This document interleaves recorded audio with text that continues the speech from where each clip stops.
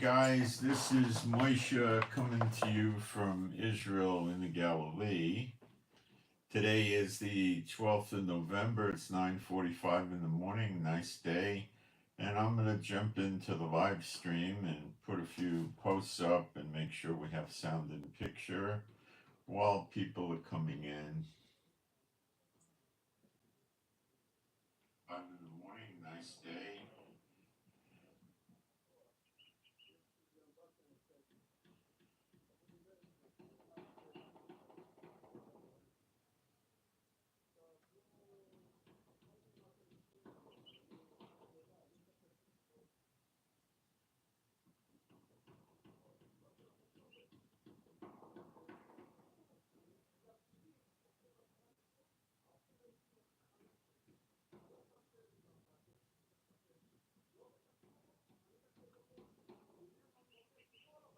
And people are starting to come in. That's good. And I'm just putting a couple of quick posts up and then we'll get started. Just take a few moments and very quick.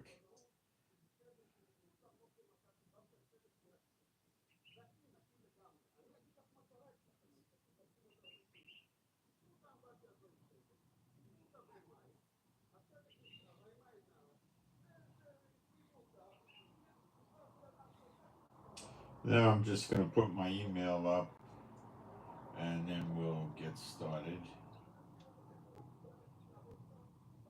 You guys can feel free to write me with questions or prayer requests or things like that. You could also post prayer requests in the chat. If you want it more private, you could email it to me.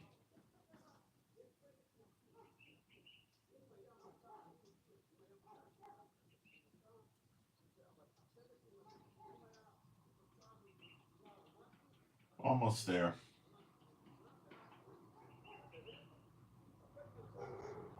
Almost done, guys.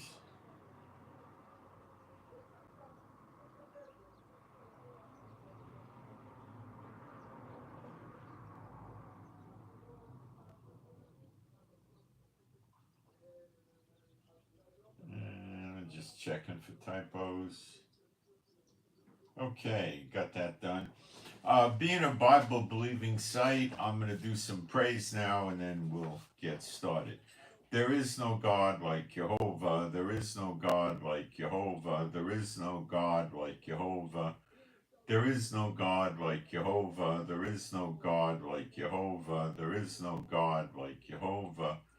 There is no God like Jehovah. There is no Messiah like Yeshua. There is no Messiah like Yeshua. There is no Messiah like Yeshua. There is no Messiah like Yeshua. There is no Messiah like Yeshua. There is no Messiah like Yeshua. There is no Messiah like Yeshua. Okay, what we're going to talk about today is the Democrats and their plans that are being publicly announced to stop Trump from assuming office, in other words, getting sworn in as president on January 20th. So before I go into the details, which I'm going to do in a few seconds, is I want you to understand that this threat is rather real. Trump has had several assassination attempts, including one by the Iranians. Trump has 4 criminal cases, well, 4 court cases. Some are criminal. I think they're all criminal, the ones that are remaining. And there's a lot of problems.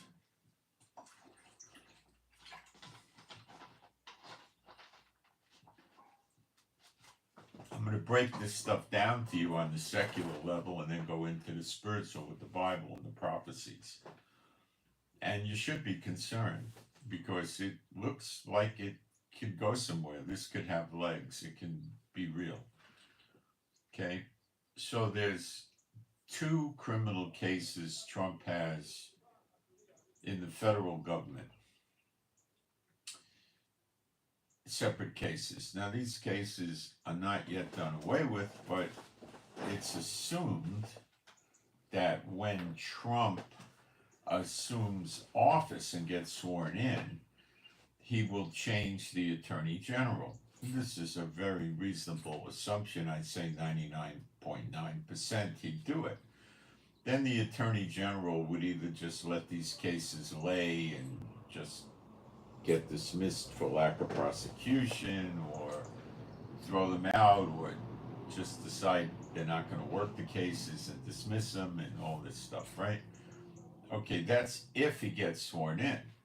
Now, if he's not yet sworn in, he cannot do that. And the Attorney General now is a pro-Biden character. So they might try to press this before January 20th. This, I don't think, is highly likely, but they might. Now, there's something going on in the United States that is not, I don't think, written in the Constitution, but it's a practice of theirs, that the president cannot be prosecuted while he's president. And I believe that's civil cases as well as criminal cases while he is president. While he's in the 4-year term, cannot be prosecuted. Trump is not yet in his 4-year term that he just won the election for. Okay? That starts January 20th when he puts his hand on the Bible. So from that point to when he leaves office as the president, he cannot be prosecuted, he can't be arrested and put in jail and so forth. After or on January 20th, it starts. Not till then. Being a president-elect, the Democrats legally are thinking does not give him that status. And they're probably right, because either you are the president or you're not, and he obviously isn't. Who is the president? Joe Biden. So it would not apply to him between now and January 20th when he's sworn in. Now that's rather logical. It doesn't require a great legal interpretation, okay? Now we need to talk about the case in Georgia. There's a case in Georgia and a case in Florida. The Georgia case is not going anywhere. It's floundering. It's not being vigorously prosecuted. You know, they're not pushing it that hard. So you'd have to say, well, it doesn't look like anything's going to materialize in that case before January 20th, and that's a pretty decent assumption. Although they could start trying to revive it and, make the case go fast, but I'm thinking that's probably unlikely. Could happen, but it's probably quite unlikely. And then there would be, you'd have to have a trial, and then Trump would move to postpone the trial because he's preparing to receive the office of the president, and if they didn't go for it, he'd go to the appellate courts. And I don't think the Georgia case got a lot of threat level to Trump at this point. Possibly after he leaves office as president, of course, prophetically, time won't allow for that, he could then have to face it. But I think we can push that aside. The federal cases you can push aside and January 20th, but not till then. So there's still a real threat. The Florida case is a severe threat. And I'll explain. He was convicted on, I believe, 34 counts of a very low-level felony. Now, he hasn't been sentenced. The sentencing date is January 26th.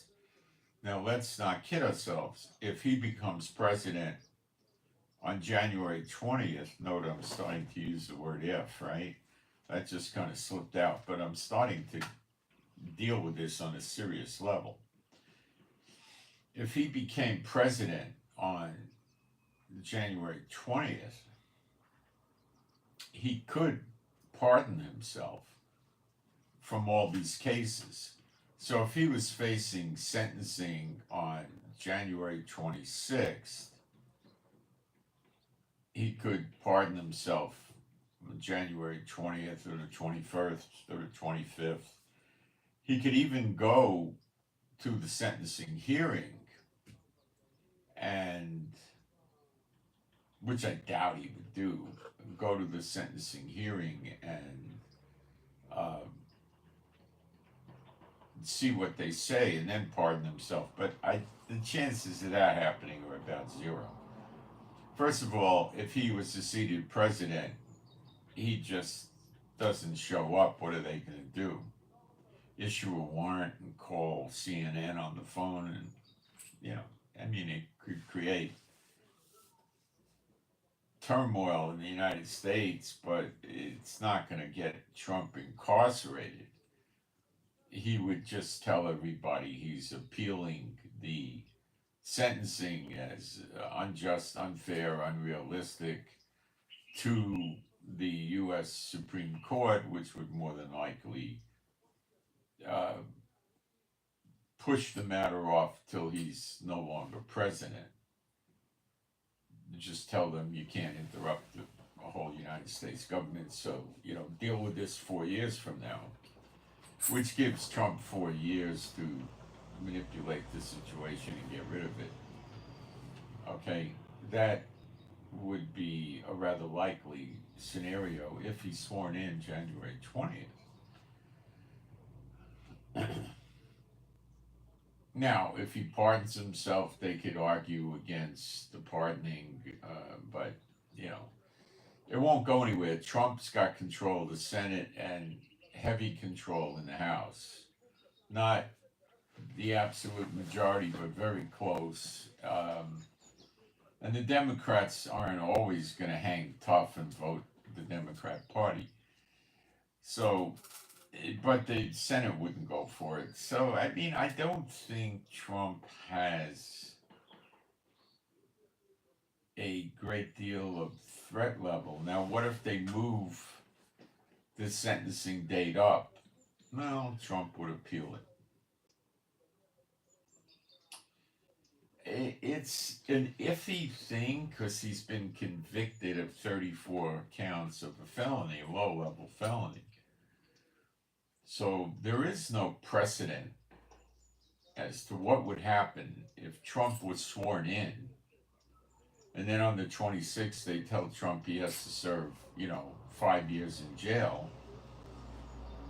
And, how do you become president from a jail cell? Legally, it could happen. But, Trump would have to count on the Supreme Court saying that his jail sentence has to be abated or postponed until after he's not president, whenever that is.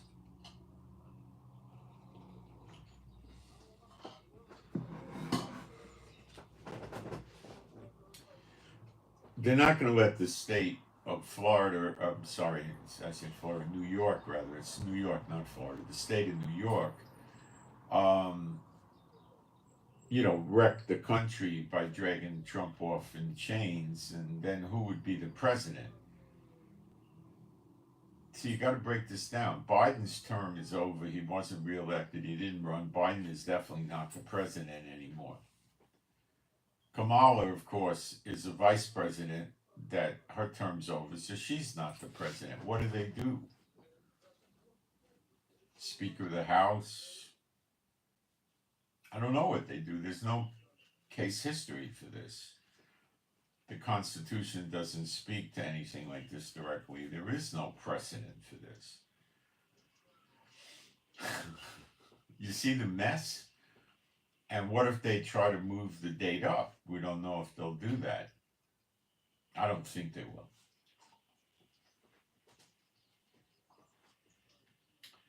but then you have the federal cases. So what they're trying to do is disqualify Trump, something to do with when the people stormed the Capitol using the 14th Amendment, by saying because Trump was a conspirator in people storming the Capitol some years ago, and therefore he is disqualified. But he wasn't found guilty yet. It's very iffy what they're talking about. I don't know. But when you just look at this New York State case and the absurdity of it, you know, the type of thing he did would normally, for a regular person, you know, somebody that doesn't have a history of crimes with drugs and guns and violence and rape and extortion, blackmail, you know, no history. Trump has no criminal history. For what he did that they found him guilty on would normally be, you know, a year probation or $10,000 or $50,000 fine, or you know, something like this. Okay, not extensive prison time. They can put him in jail for like 80 years or something if they wanted to, you know.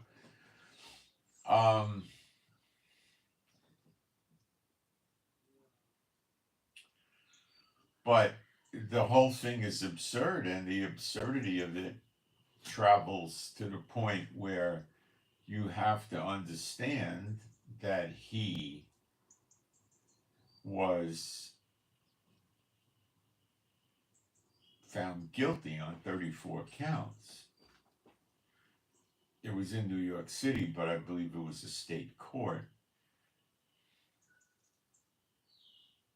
This the Democrats are hanging on to with their fingernails.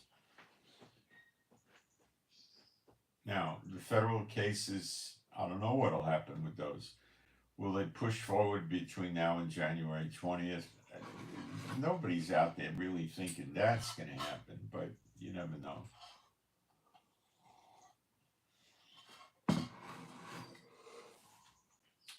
They're saying that they're going to run with it against him on the 14th Amendment and disqualify him. Now, they're probably going to structure that in a way that they would try to slip Kamala Harris in, because she was the second place winner out of two places or something. You know, I mean, it's absurd, but they might try to do that.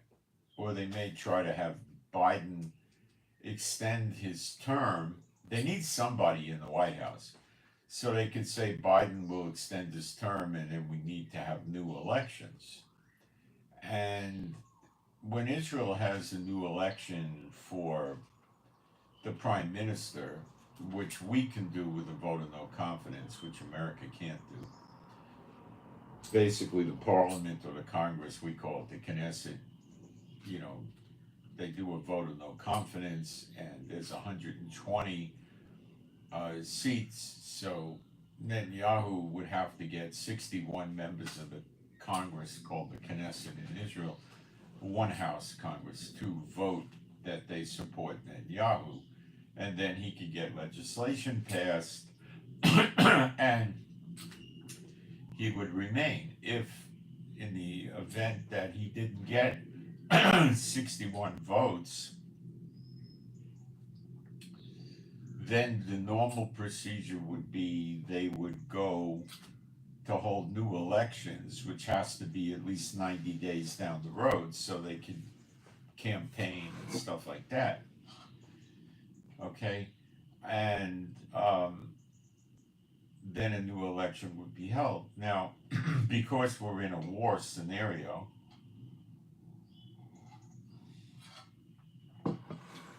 they have some provision to change the prime minister, in something like 24 to 72 hours, you know. They would have a vote of no confidence, and then they would immediately proceed to see if anybody could raise 61 votes. And if they could, then they would make them the prime minister. But there might not be anybody emerging with 61 votes. So then they go to a new election. Now, what do they do with Netanyahu during that new election? Well, he's no longer prime minister, but we don't have another prime minister, so we need somebody in office. So how does that work? Well, Netanyahu becomes what's called an interim caretaker prime minister. In other words, he's not supposed to start new legislation or reforms or change policy, or I don't even know if he could do a budget. I mean, it's just very limited. He's there for emergencies. But since we're in a war, the power that he could wield would be rather large because we're in a war. So the prime minister has to run the war. So my point of explaining this to you is that they can't tell Biden he's president for another 4 years. So they might come up with a plan that Biden, now in other countries, when they do a vote of no confidence, the impact can be immediate. They don't have this interim caretaker business. So you don't know what will happen because America has nothing like this in the Constitution. So you're in uncharted waters. You have to understand that. And there's a tremendous amount of people in the United States that don't want to see Trump become president, including the Federal Reserve System, which is massive. Okay, they're the real deep state. So where the heck are we? You know, what do they do if Trump's disqualified? They would probably say we're going to hold new elections. I'm not sure they would. They might try to make an end run and do it without a new election. We're going to do new elections, and they would probably not set it off 3 months, probably 6 months. In which case, Trump, or they might do 30 days even, or 60 days, because they don't want the Republicans to have a chance to groom somebody else. So if they have Trump disqualified, he wouldn't be on the next ballot, and they could say, you know, well, February 4th, we're going to have the election.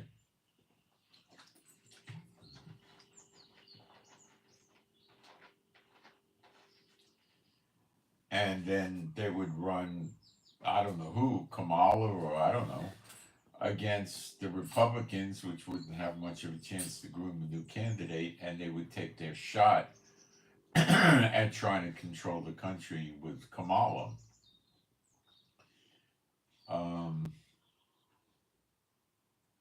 These are typical, some scenarios that could occur, okay? You don't kid yourself. Somebody tried assassinating Trump twice, plus the Iranians another time.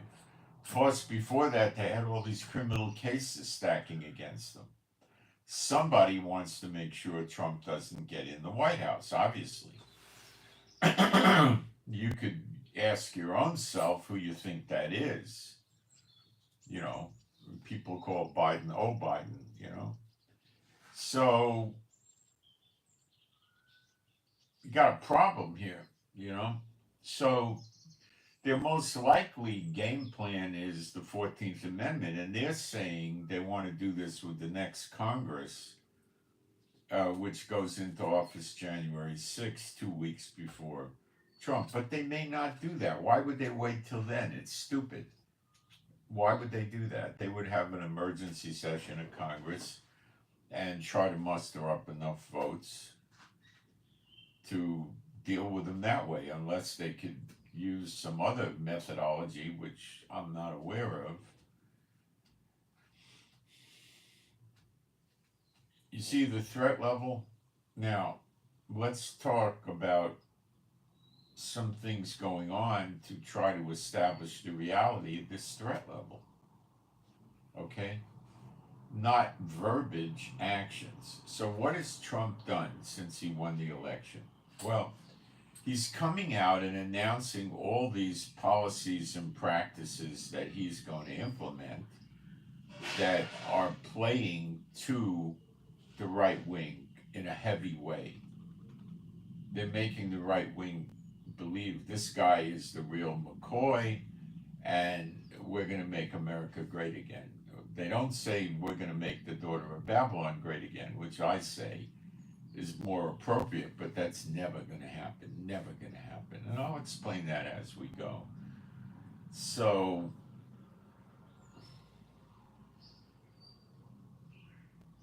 I'm thinking.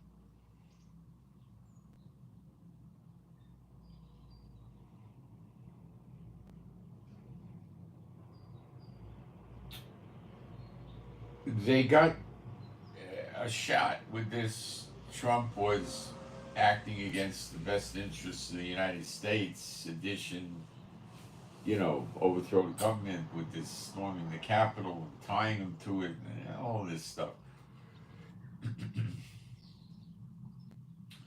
And therefore, he's not suited to be president, and they can try this. So, first, they tried to win the election with the camel. Didn't work. The Kamala called the camel, right? Didn't work. Calamity Harris is another name they use, right? Didn't work. Assassinations didn't work. Criminal cases didn't work. The election didn't work, so now they're desperate. One thing you need to understand is Trump is a vindictive, vengeful, in other words, person. And he knows somebody was trying to assassinate him. Yes, Iran, we know that, but there's others that could have been behind it too. There was a lot of unusual events regarding the first assassination attempt with that guy on the roof of the building nearby, and why the Secret Service didn't clear the building, why they had people at the entrance stopping people from going in, yet the shooter was on the roof, and all this stuff, right? And, it raises questions, especially to Trump. Now, Trump's not us. He has access to a lot of classified information, believe me. And he has security guys that are more than likely loyal to him, highly paid. A good retired Secret Service agent could get, easy $250,000 from a billionaire to run his security detail. Okay? Retired Secret Service agents are in rather high demand for multimillionaires' security detail. Now, they don't hire these people because they're quick draw McGraw and they're going to throw their body in front of them and stop a bullet for them and all that. These people are usually past their prime. Okay? Prime is usually over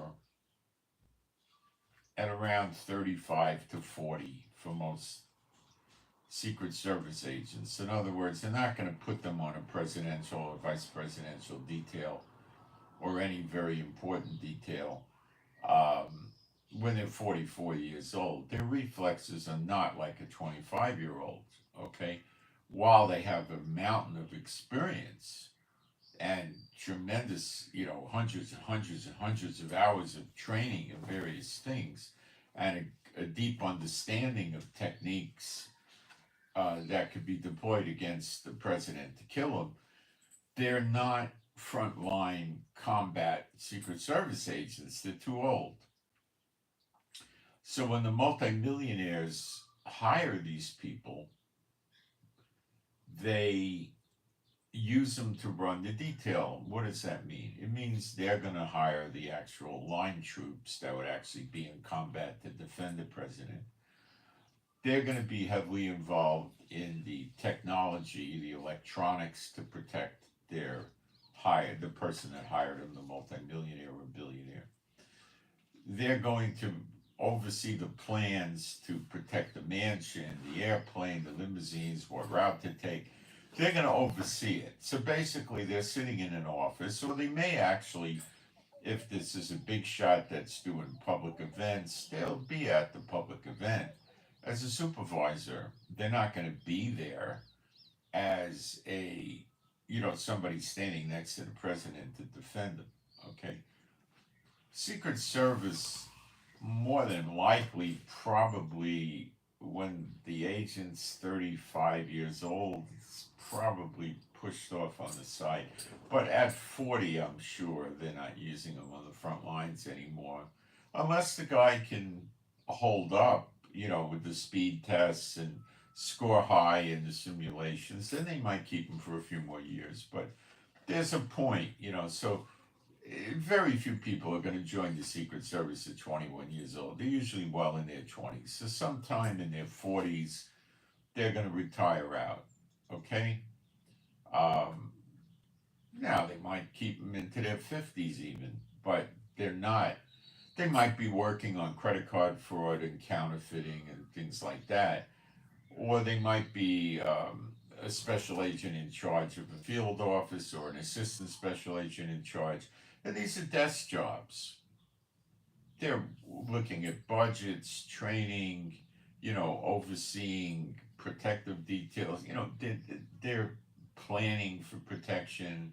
They're not out there. I think I made my point. So they go into the private sector. Actually, these guys, if they put even as little as 5 years in the Secret Service, they can pull big money in the private sector. Okay, but that would be somebody in their 30s, and they would be kind of a frontline guy. But somebody that was a special agent in charge of the Secret Service office or higher up would be hired to run the detail of this billionaire, okay, who might have 15 bodyguards. Why? Well, there's family members. They live in a mansion. They probably have 3 or 4 mansions, okay?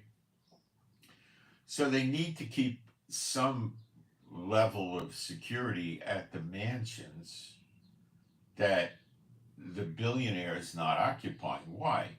Well, they want to make sure nobody plants a bomb. They want to make sure nobody goes and puts in electronic devices to uh, eavesdrop, visually or audibly on the principal they're protecting. And they are going to make sure that the servants don't rob the place or, this sort of stuff. It'd be low level security, but they'd probably have a guy there 24/7. They don't have to worry about uh, an enemy storming the Bastille to kidnap or kill the principal and his family because they're not there. So they got to protect the assets, and the assets are usually insured. The house will be insured if someone burned it down. But they want somebody there just to make sure that nobody's penetrating the property or the house itself or planting devices, explosive or otherwise. Um, and that's usually what happens. But um, they need a large detail because the guy's got wife and kids typically, and they don't all travel together. He goes one place, they go someplace else, or they stay home, or they go to school because they're young, and they go to college or high school or junior high school, whatever, right? So they need to be driving these people.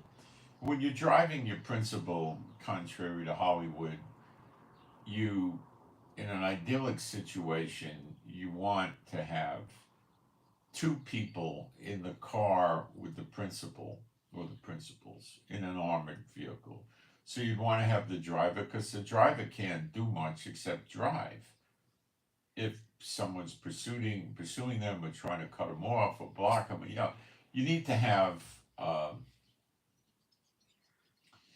somebody else that could shoot, or work the radio or the phone while the driver's desperately trying to keep everybody in one piece.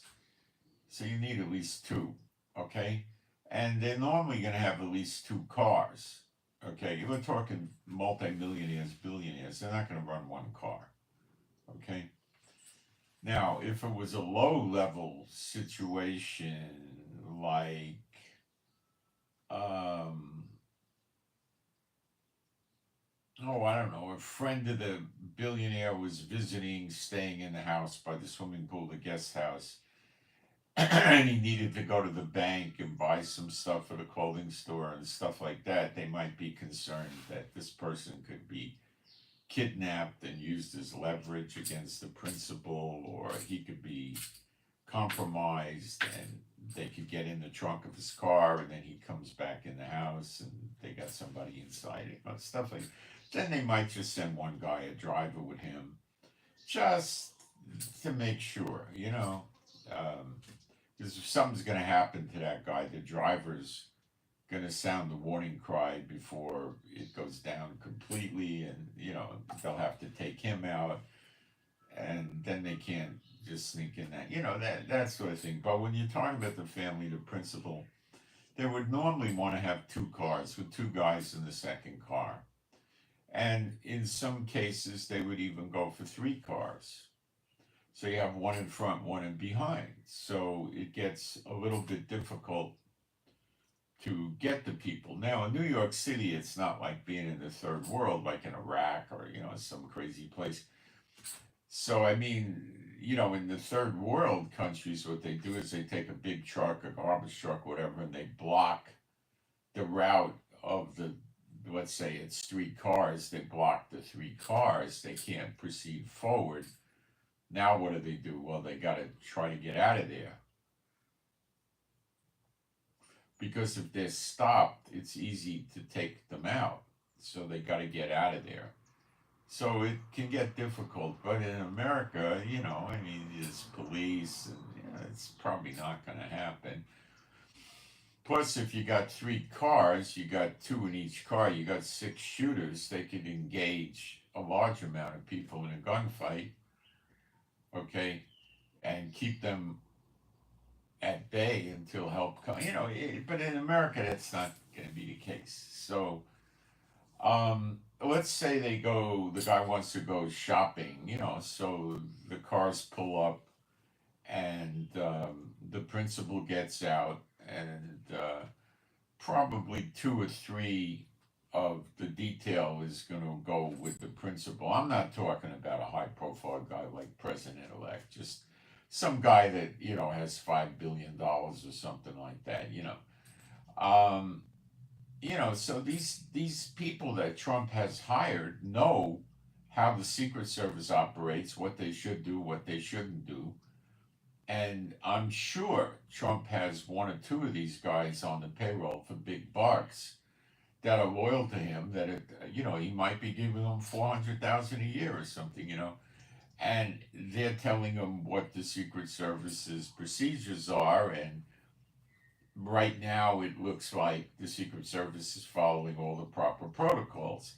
Or they might say, no, don't go here. This is unusual. The Secret Service is not behaving correctly. Don't go to this event. Something's wrong. Let us talk to the Secret Service and complain to them. And this is what I'm rather certain Trump has. So Trump has a lot of knowledge about what's going down. If the Secret Service is gonna drop their guard or something like that. So he is going to go, when he becomes president, he's going to start a witch hunt against his enemies, because that's the pattern this guy follows. And this could lead to many people that he doesn't like Biden, Obama, Secret Service directors, CIA directors, people at the Pentagon, people at NSA, people at Homeland Security, many people. Okay, people in the Justice Department, State Department, I don't know. And it's not going to be hard for Trump to run the witch hunt. Look what they did to him with all these criminal cases. He could do the same thing. But the difference is he's a lot smarter than the Biden administration. So the threat for them is super serious. Because Trump would love to put them in jail and say they tried to put me in jail. Look, I got them instead. I exposed them, and he'd love to do that. It would shoot his popularity up. and he would definitely make that one of his priorities. Okay? Netanyahu's like that. A lot of world leaders are like that. They operate this way in a vindictive mode as a deterrent for people within the government to make them scared to overthrow them. In some of the more radical countries, they execute them, like in Iran, they'd hang the guy, you know. So they're scared, personally scared. You must understand that. And you must understand that maybe there's rumors Obama left the United States. I still can't tell if he did or he didn't. He could still call Biden on the phone wherever he wants, whenever he wants, from wherever he is. So, you know, he may have left the United States. I don't know. They could certainly communicate with severe encryption that would be very private. So, you know, you got to understand there's motive here. Okay? There's motive. Because once January 20th comes, their official status is zero. They're citizens. And what happened to Trump with criminal cases could conceivably happen to them. Assets could be frozen. Family members could be dragged in if they have knowledge. You know, all this stuff is scaring them. So this is something that I'm beginning to think could be real. And we could listen to lawyers debate the merits of the 14th Amendment, but so what? What does that have to do with the price of cheese on the moon? Nothing. What they're not telling you, these legal analysts on the various CNN and Fox and them, they're not telling you that if it happens before January 20th, Trump has no power to come back at them and reverse it. Trump has to go work through their government to reverse it, the Democrat-run country to reverse it, and that may or may not work.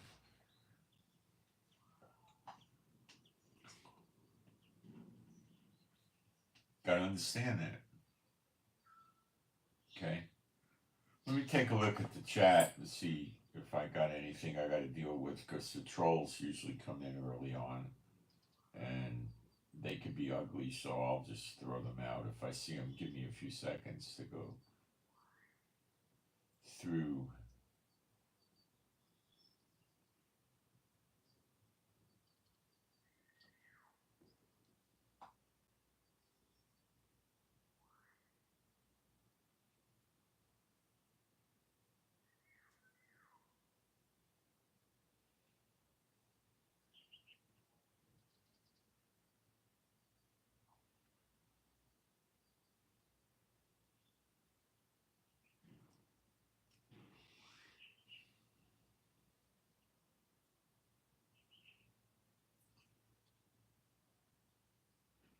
Come on now, what are the odds? The odds are very high.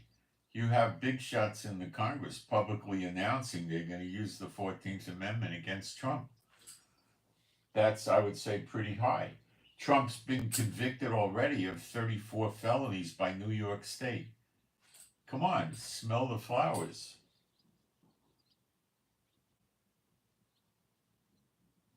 The charges are getting dropped, but they haven't been dropped. And they're not going to be dropped until January 20th. And what happens if something happens before January 20th? You got to look at this.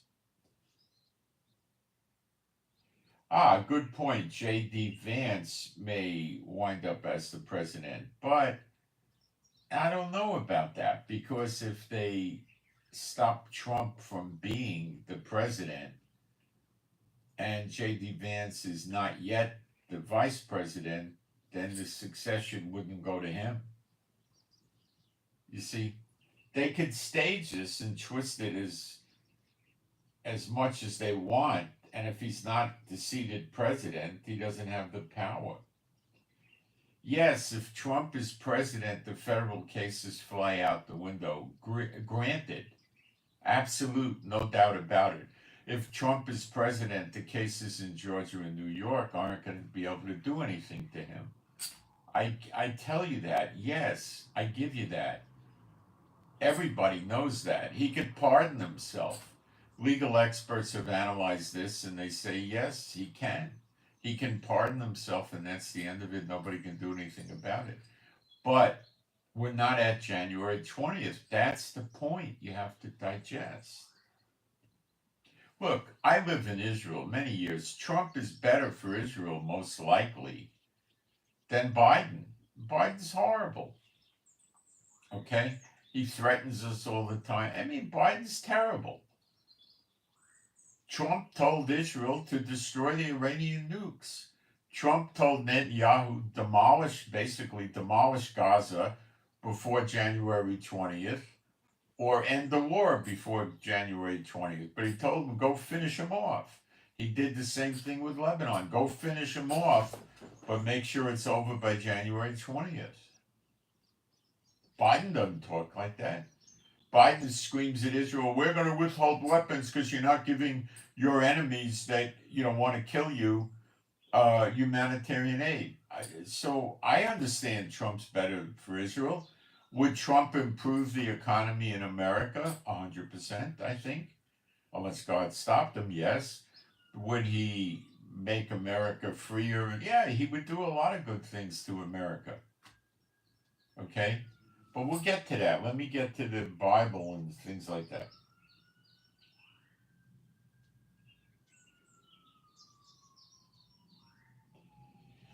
Someone says she wasn't elected for the primary.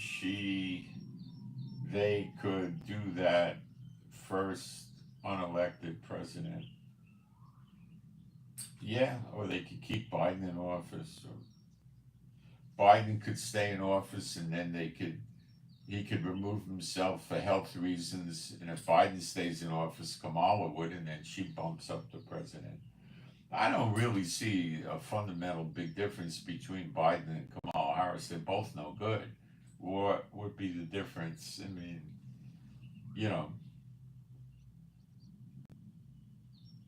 it's like, what do you want to get killed by, a cheetah or a leopard? There's not much difference.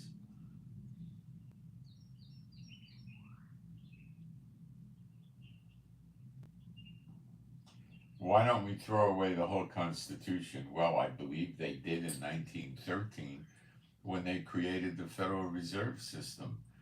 Do you understand what that is? It's privately owned. It's not part of the United States government. Yet the United States government lets them have federal agents that have police powers. Special agents, Federal Reserve Bank. That's absurd. How do you think if Amazon had their own police department, would you like that? Or Google had their own federal agents? Knock, knock, who is it? Special Agent Breyer of Google. Federal agent, Special Agent Smith of Google. I have a search warrant for your residence. You've been frauding Amazon. Or Google. Yeah, it's ridiculous, but they did it. Do you know that in the United States today, there's railroad police? Today, right now, today, that work for private corporations called railroads that have police power. They have badges, power of arrest, carry guns, and they have authority in every state that the railroad operates in. So if you're in a railroad, I don't know, you can pick your railroad. There's a bunch of railroads in the United States that travels through 15 states. These people are law enforcement officers with police powers in all 15 states.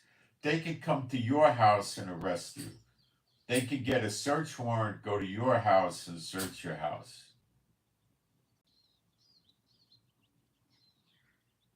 I knew people that were railroad police. Okay?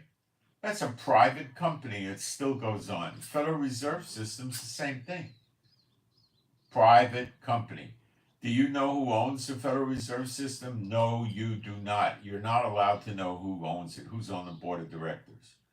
They make money out of thin air, and they, so to speak, loan it to the government, and the government has to pay them interest on money they made out of thin air, and it goes into the pockets of these private individuals on the Federal Reserve Board of Directors who you don't know who they are. And by law, by federal law, they do not have to pay income taxes on that. And when they set that up in 1913, when Congress was out for Christmas break and they got it pushed through, then they created the IRS, which is nothing else than a collection arm of the Federal Reserve System. And they are part of the government per se. So the government collects money to pay the Federal Reserve Bank people. And they are the true deep state. They are the ones that run the country, follow the money trail. These are trillionaires. You don't know who they are. We don't know who the heck they are. You can't find out. I'm sure Trump knows who they are, and Biden and all these people, they know who they are.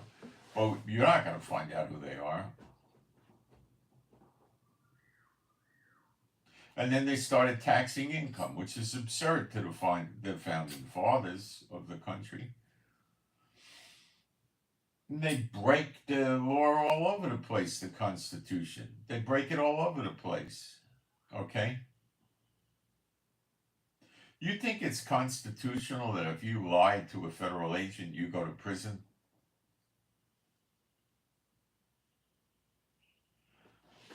Do you think, let me ask you a question. You probably don't know this, but I'm glad you brought it up. When you get a speeding, I used to work in law enforcement in different agencies in different countries, actually. When you drive past, well, when you're on the highway, I don't know, Interstate 10, 75, whatever, right? And there's a sign there on the side of the road on a piece of metal that says 70 miles per hour speed limit, or however they designate the sign, and you go past it. How could that be a crime? Let me ask you a question. Who's the victim? To have a crime, you have to have property damage, or a person was damaged or hurt or killed or something. Where's the victim on a speeding violation? There is none. Do you know that the police officer is actually the complainant against you? He's the victim, basically. You think that's constitutional? I'm going to take a break for a minute and be back. That's not constitutional. It's not even close to constitutional. There's no victim. It's a victimless crime. And can you go to jail for that? Yeah, if you go too fast, they put you in jail. You still have no victim, but you're in jail.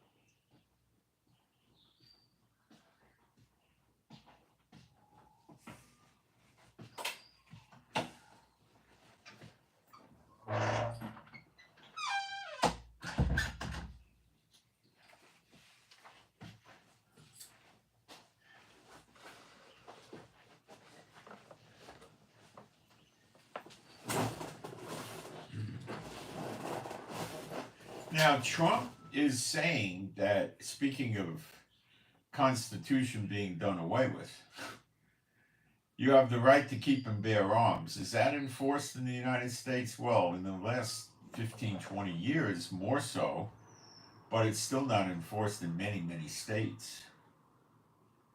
Okay? Where in the Constitution does it say if you were convicted of a felony, you can't own a gun? See, in the days when these laws were passed, somebody committed, I don't know, a bank robbery, and he went to jail for 5 years. And well, let's say the year is, I don't know, 1842 or something. He gets out of jail, and he's gonna have to have a gun. He wants to protect himself on the roads. He wants to hunt. So they didn't have any of this. He can't buy a gun or keep a gun or carry a gun. That didn't go on. Why do they do that now? You know, they also, if in most states in America, or many states, probably all of them by now, I don't know, maybe I'm wrong, but if there's two people that are married and one of them goes to the court, they do what's called an ex parte procedure, and the other side, the other spouse, doesn't know about it and says, I fear for my life and the life of my children because of my husband. All they got to do is make this declaration. And there's legal aid societies that help them. And then what do? Well, then they go, the judge signs an order for a temporary injunction, restraining order, whatever they want to call it in the various states. And then the sheriff or the police, or whatever, goes to the guy's house or the woman's house and says, hey, get out of the house. You got a court date, and they usually set the date in 10 days. It's going to vary from state to state. Get out of the house. And the guy has no place to go. He could carry out of the house tools of the trade, some clothes, and he can't come back to the house. Then he has to go to court and get a lawyer and argue why this shouldn't be the case. You know, this is not constitutional. It's ex parte. Okay? It goes on all the time.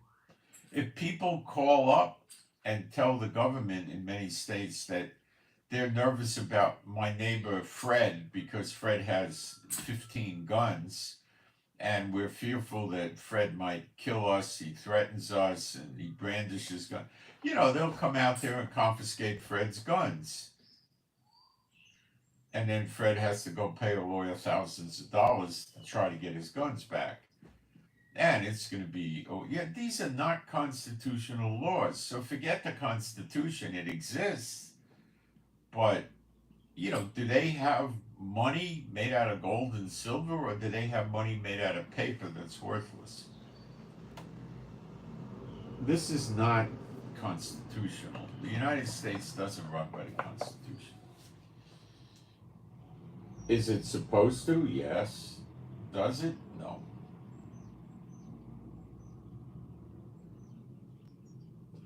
Do we think that Trump will finish Iran, or do you think he's all talk?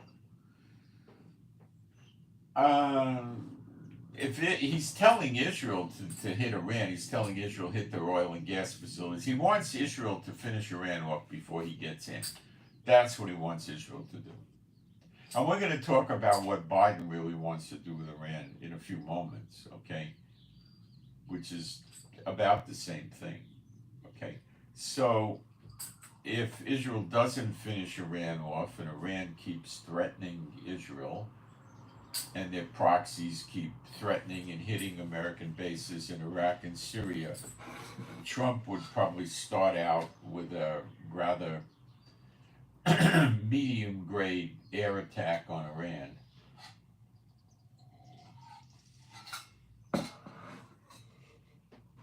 And if that didn't work, then it would be a more serious attack.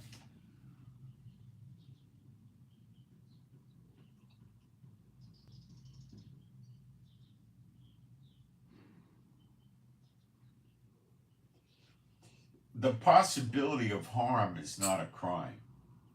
Okay, don't kid yourself. If you're driving 95 miles an hour, you could be safer than another person driving at 55. Okay. Now, when I was a young guy and a deputy sheriff, you could get in the car and drive at 100 miles an hour, and I did stuff like that. And then I started realizing something. You know, if I get pulled, you basically just show your shield.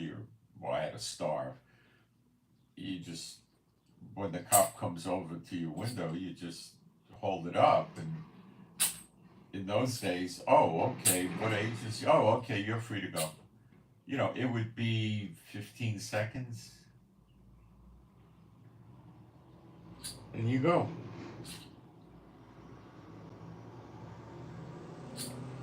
But what happens if you get killed? Once I was in a hurry. I was coming back from work. I had the uniform on. I was in my car, which was a Cougar XR7, which was a very fast car, not like today's standards, but it was a quick car.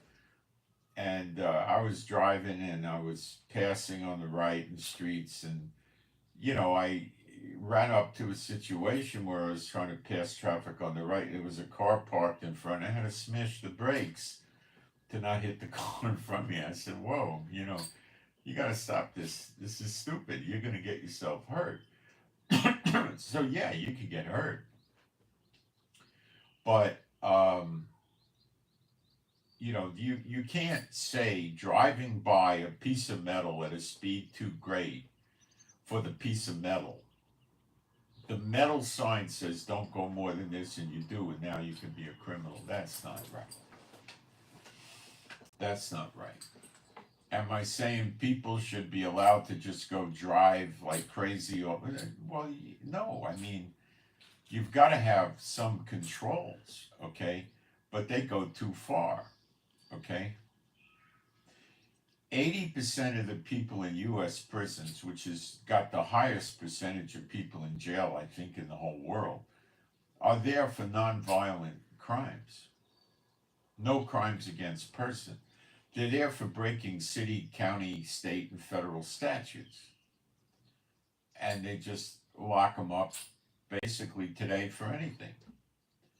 Is what Biden's doing with the open borders, is that constitutional?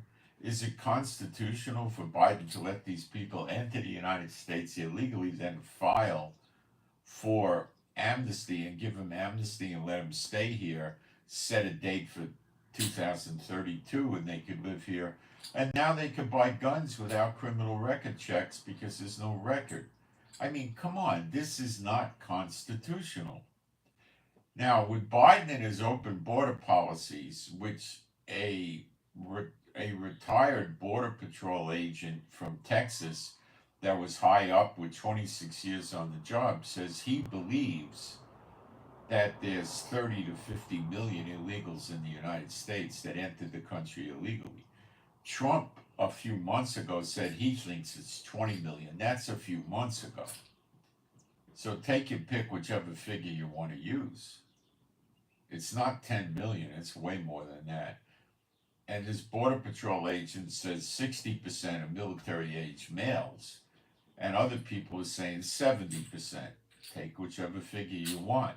You got millions of military age males in the United States that entered the country illegally.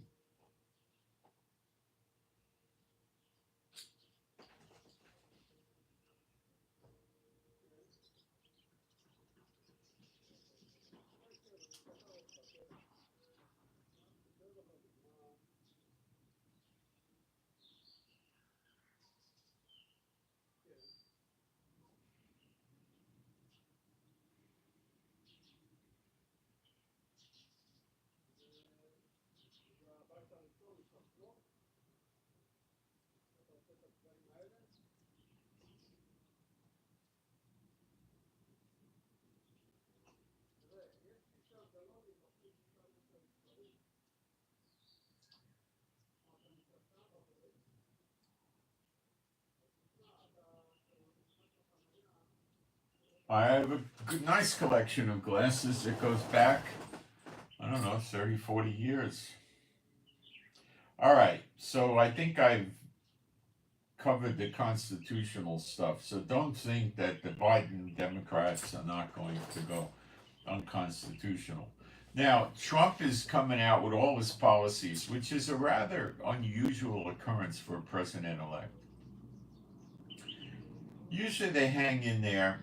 They never release their policies and practices and what they're going to do. They just hang back and they get briefings from the existing administration, and they start interviewing people for their cabinet posts and heads of agencies. They don't get out there and publicly start announcing all these uh, policies they're going to implement that are infuriating the left wing.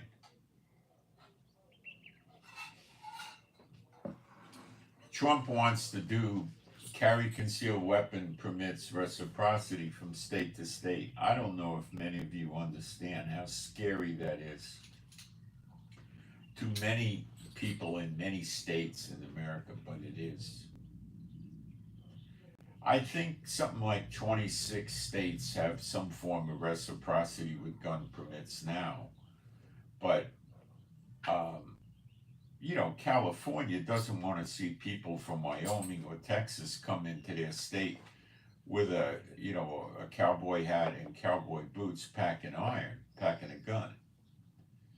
So what their response to this would be, if any person from another state was packing a gun and they could see the gun, like let's say he used a belt holster outside the pants. There's inside the pants holsters that are a lot harder to see, but the butt of the gun sticks up. If you use inside the pants holster and you have a shirt or a jacket over it, you're not going to see it.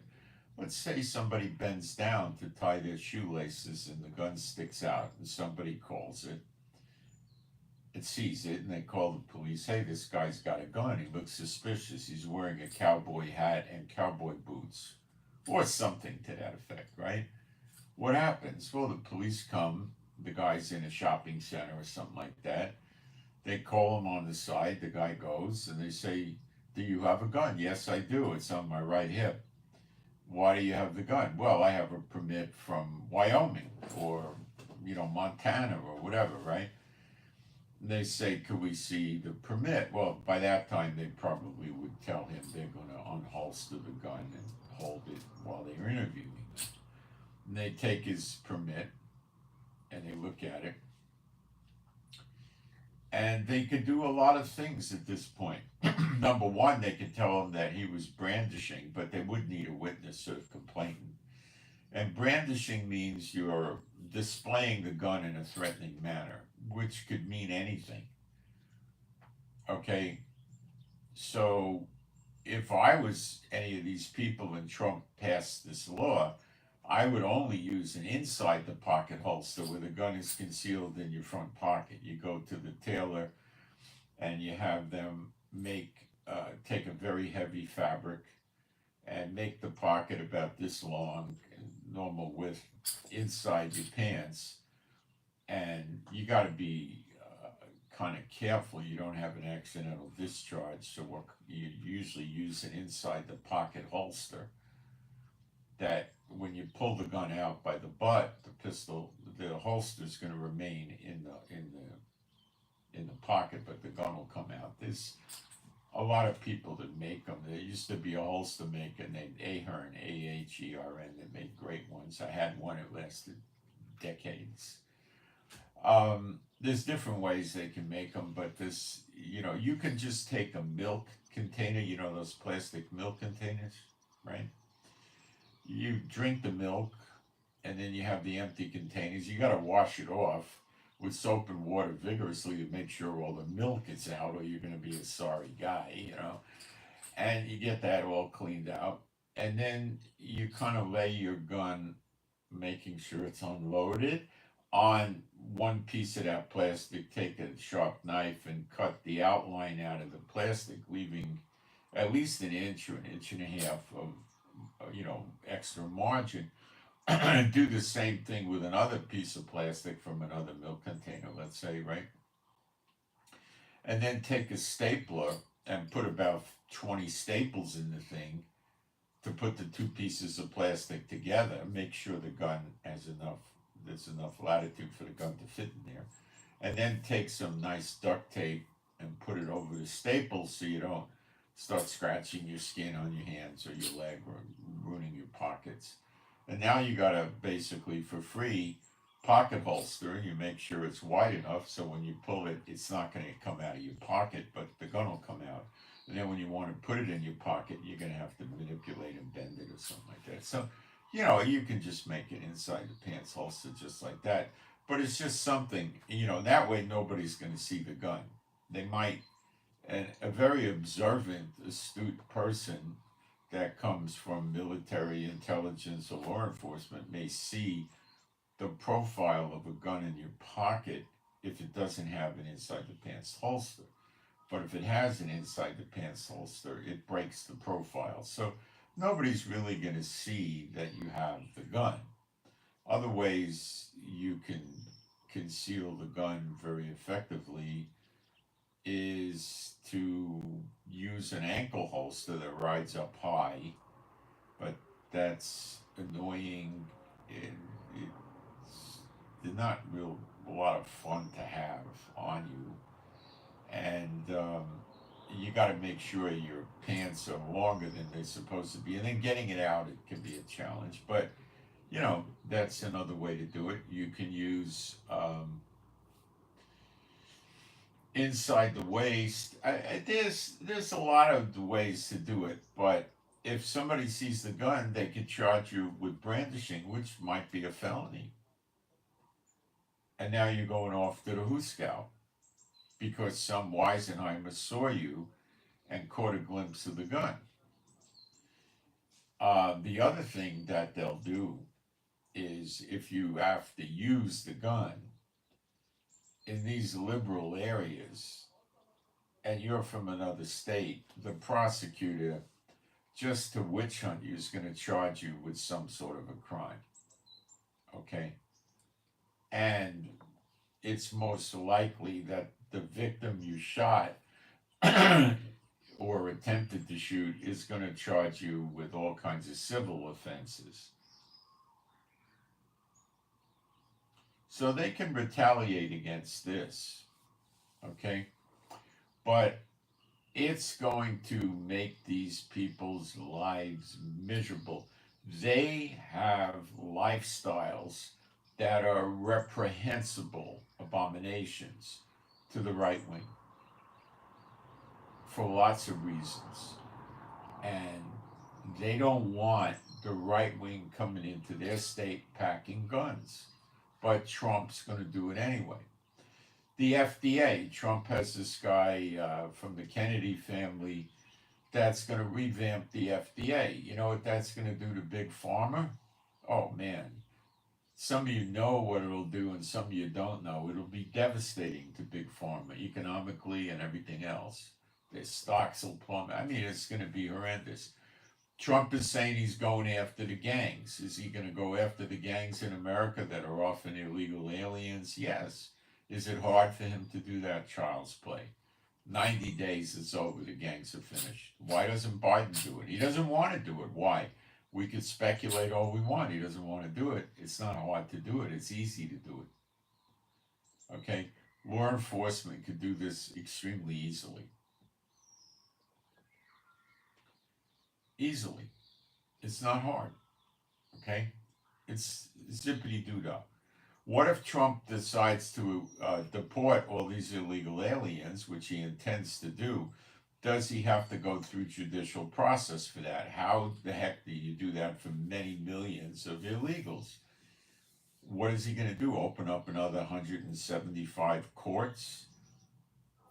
If they filed for amnesty, they got official documents from the federal government, I believe you'd have to take them to court.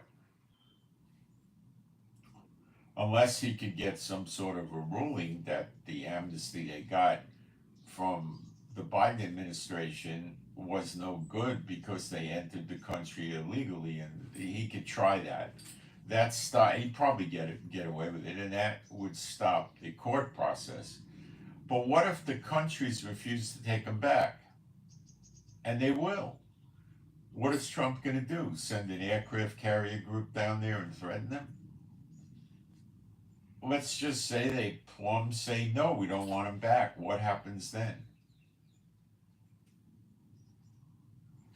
I have no idea. Trump bankrupts the country by putting 11 million people in prison. It costs about $75,000 a year to put somebody in a federal prison. I don't even want to take a calculator out. It's just a horrific number.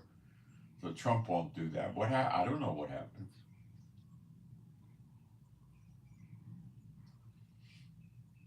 How many years would it take Trump to do that? More than 4, anyway. Let's say he's better than I think he is. He gets it done in 3 or 4 years. What's the state of the art with these illegals while Trump is witch hunting them? What about what's called the sleeper agents, the 60-70% of these people that are military-age males? Do you think they're going to rise up before Trump gets sworn in? I would say you could bet on that. A lot of them are from China, Iran, North Korea, Russia. Russia has a tremendous network of organized criminals around the world. China has agents, believe me. Even Obama said that China had agents in America. He said they had 100,000 in America when he was president. Iran, for sure. Hezbollah is in the United States. All these terrorist groups are there. They've already invaded the United States thanks to Joe Biden. Why did Biden do it? Because he would get votes? That didn't work out. He didn't get the votes from them. Why did he do it? Was he trying to destroy the United States? Well, if you look at his actions, minimally he was trying to change the United States.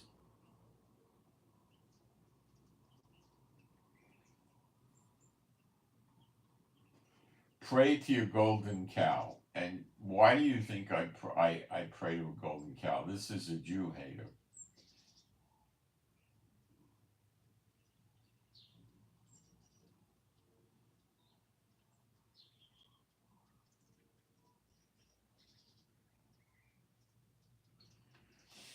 Gangs holding up in apartments are more, they're in quite a few locations in the United States.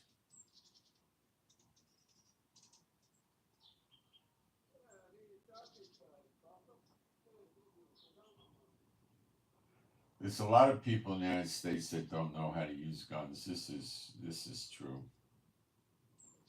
But it doesn't mean the Constitution says that they have to pass a shooting test to own a gun.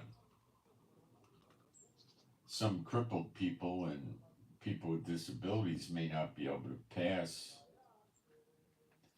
that test, and then they're not allowed to defend themselves and carry concealed. See, when you have gun control, you have bad crime. When you have no gun control, you have a polite society and crime drops tremendously. I'll be right back. Gun control wrecks the country.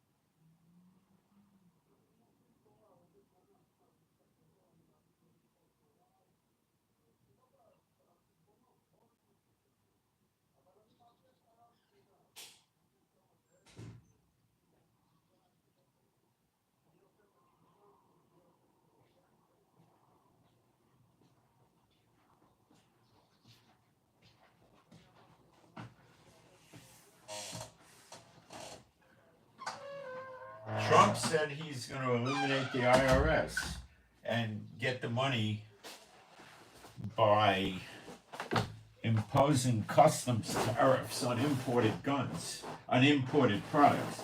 This is constitutional. The federal government has the power to levy the importation of foreign goods, not to tax income. Trump knows that, believe me. Can it work? Yeah. What will it do?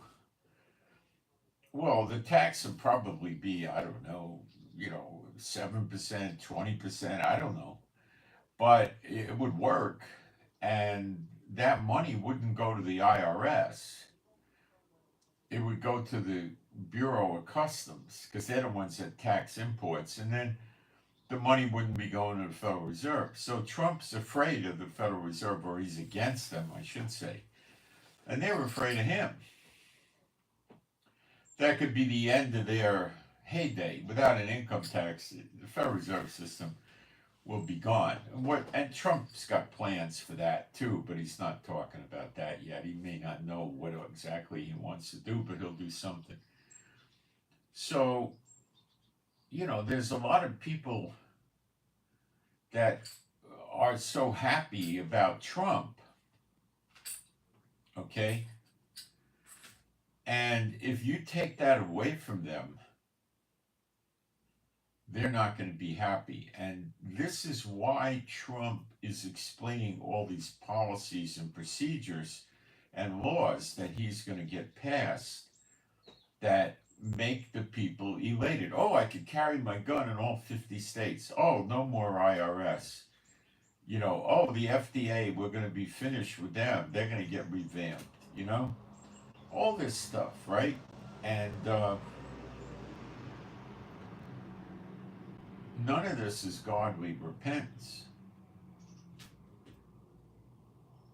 Nothing.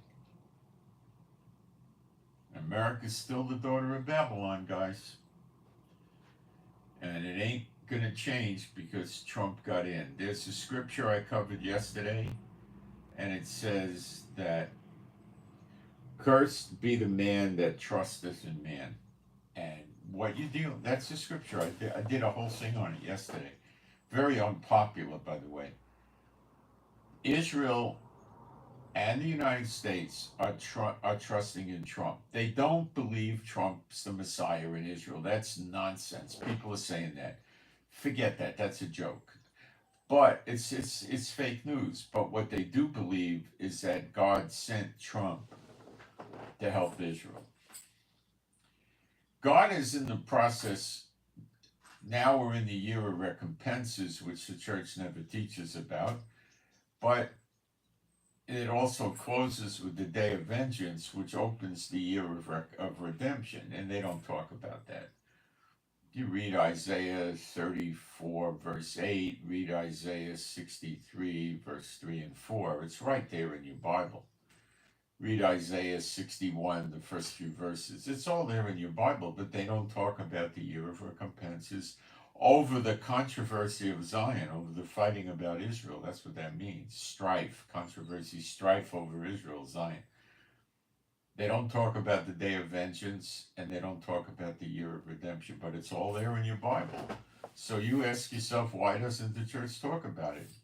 I'm not going to cram it down your throat. Ask yourself. Ask the Lord why. Okay?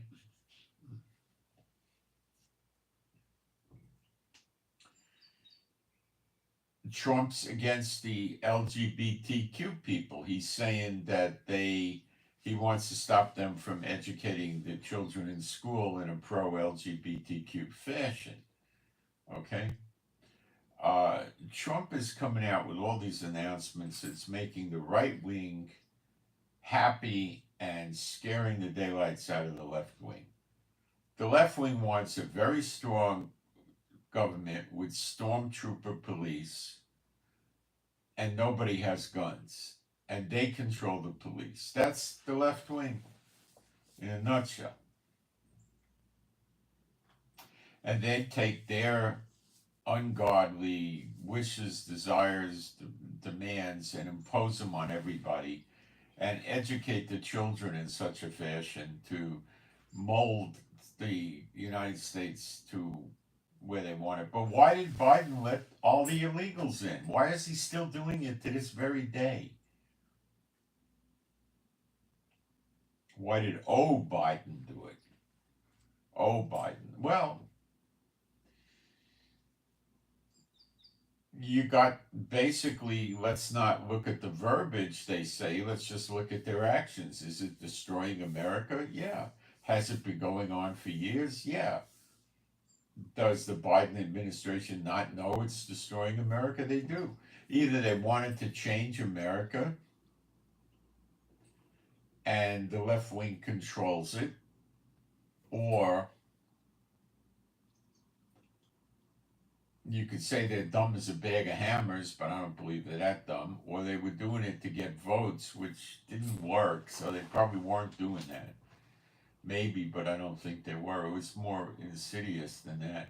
Now with Trump in, they might be thinking that they're better off with their one world order plans to get rid of, just walk away from America, let it fall apart or go down, and do the one world order through other countries. They may just be sick and tired of Trump.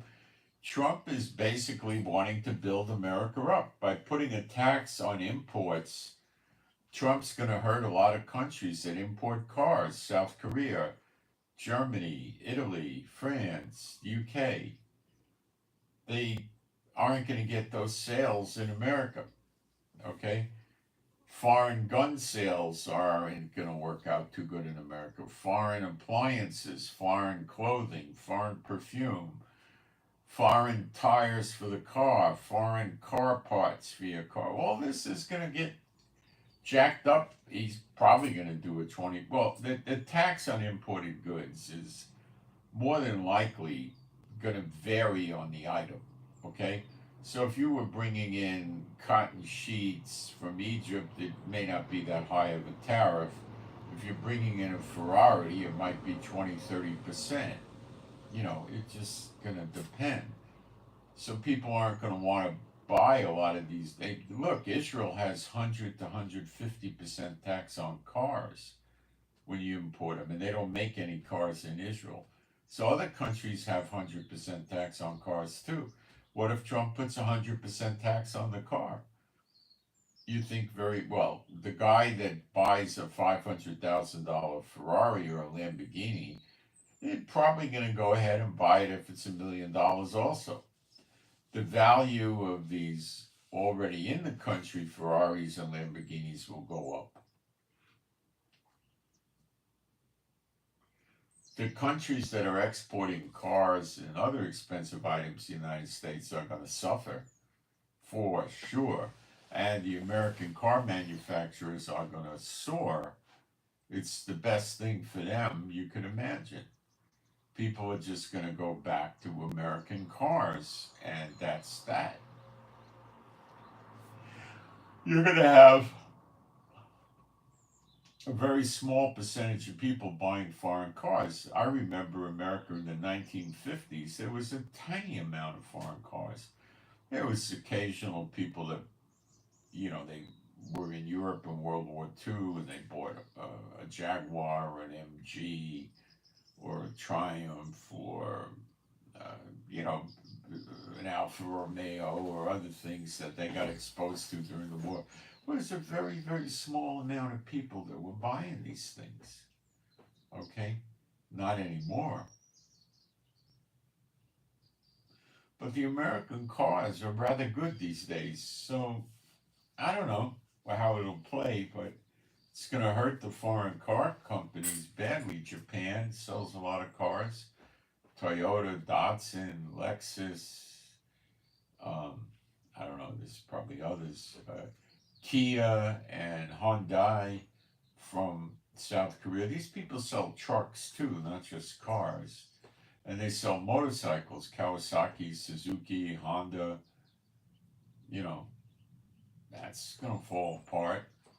I think the only real American motorcycle substantial is the Harley Davidson. And they have other motorcycles that are like cult motorcycles, cult classic. Not that you're in a cult if you buy one, but they're, like collector item type things like the Indian motorcycle. And it's not a mainline motorcycle. Harley Davidson actually is a mainline motorcycle. They have small engine dirt bikes, and they got a lot of different models, but they're very expensive. Um, and you got Great Britain. What do they have? Range Rover, Rolls Royce.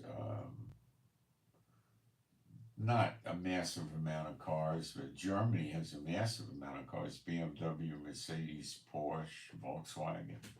Italy has quite a few: Fiat, Ferrari, Lamborghini. France has Citroën, and what's the other one in France? They got another reasonably good size. Can't remember the name of the other French car. That's really about it from Europe. Africa is not selling cars in America. Neither is China. Neither is South America. It's Europe and some parts of Asia. Other things like women's handbags that they sell for $30,000 coming out of Europe. Those things are going to be knocked out. Or they'll just go up in price. So Trump will make people buy more goods in America, and then there won't be income tax. People, his plans, if God let it happen, would definitely bolster the economy. But is God looking to have people think that a man is their savior, specifically Israel? No. He's a jealous God. He's not going to deceive the people and let them think Trump's their friend.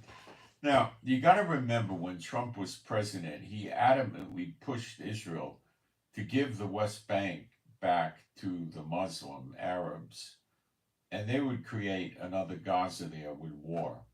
Okay? And he pushed us and pushed us and pushed us to do that. And I expect he's going to do it again. He didn't tell Netanyahu, wipe out Gaza before the election and move in there. Put the Jews back in Gaza. He didn't say that. He didn't say do that to the Hezbollah in Lebanon, or Syria, or Iraq, or Yemen. No. American bases got hit again, and America hit 9 bases in Syria yesterday. 9. If America bombs Syria, which is what they're attacking is the Iranian-backed militias in Syria, and they attack the Houthis in Yemen, they will attack Iran. They brought more refueling tankers into the Middle East and Europe yesterday. More. They got to have at least 20 or 30 of them here now. They could probably at least 5 planes per tanker.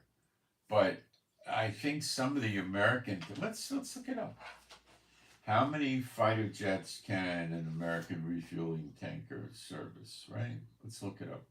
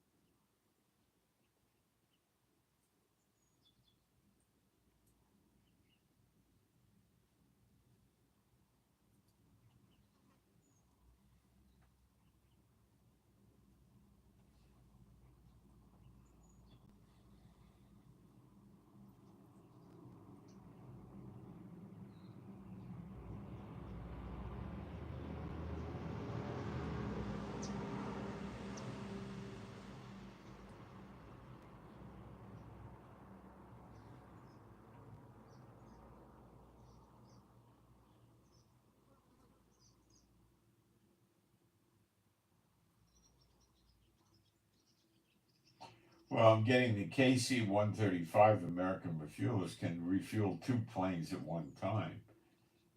Yeah, okay, but how many total can they refuel?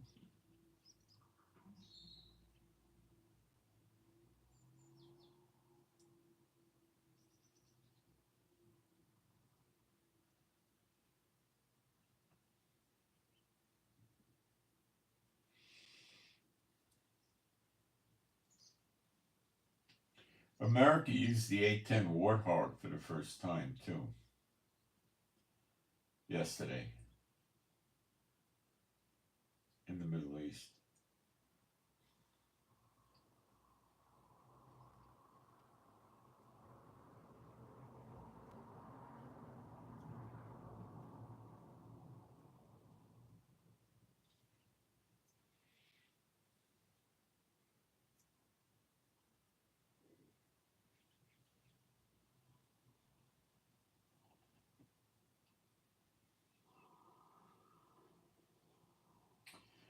Keep looking for this.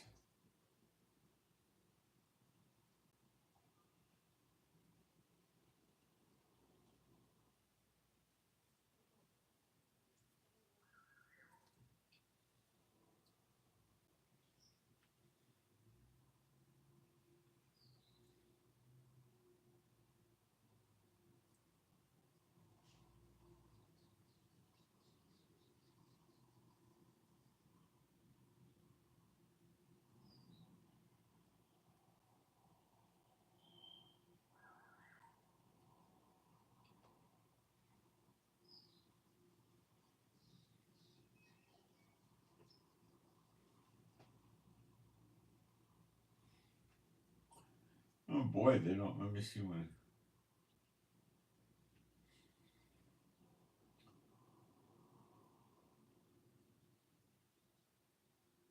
Let me see if I change my search, if I could get the answer, because they keep getting 2 at a time. Let me try.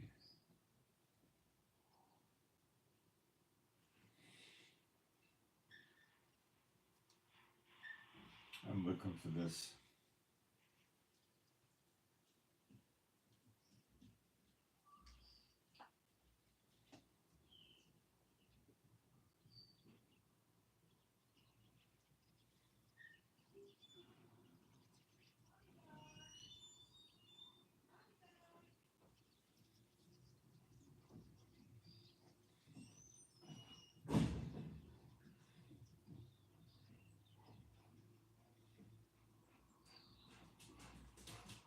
The Israeli planes could refuel about 5 jets.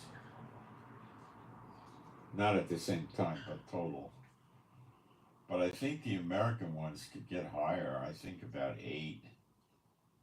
I'm trying to find the answer.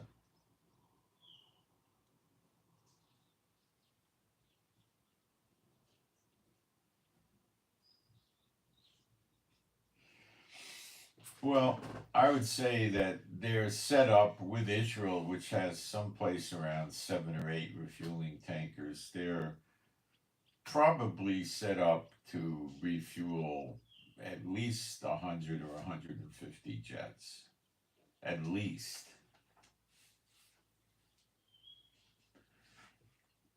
Now, you got to also, well, this is not defensive, this is offensive.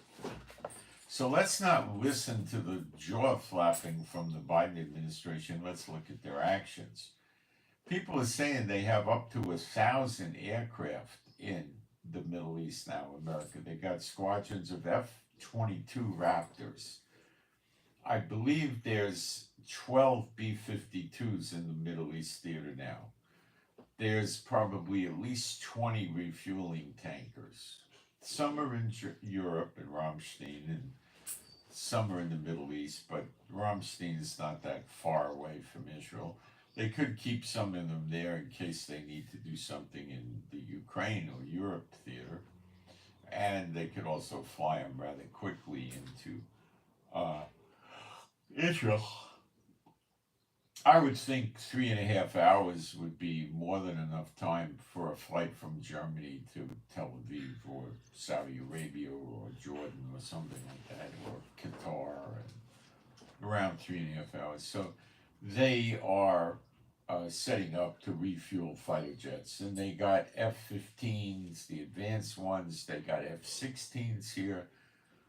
They still have an aircraft carrier floating around the Abraham Lincoln in the Indian Ocean near the Persian Gulf, kind of, but it's supposed to be deploying out of here. They got A-10 Warthog. They got tons of these things. They just brought in over the weekend, I think, another squadron of advanced F-15s. Now, the Israeli Defense Minister Katz, the new guy that replaced Gallant, who I think was no good, he said that we need to attack the Iran nuclear facilities because they're defenseless. Now, you read and you see on the social media these retired colonels talking about how Iran is so tough and strong and they're going to destroy Israel. But I listened to a retired American general on Fox News, I believe, and I believe he was a 4-star general, and he said, no, Israel did knock out Iran's defense systems for air defense, and they're basically naked, and they are. That's the reality. That's what Katz said. And Israel doesn't lie to their own people like other countries do. They don't always tell the truth, but they don't usually lie. They'll just not mention things. But they don't go around saying things that are not true. Israel's too small for that.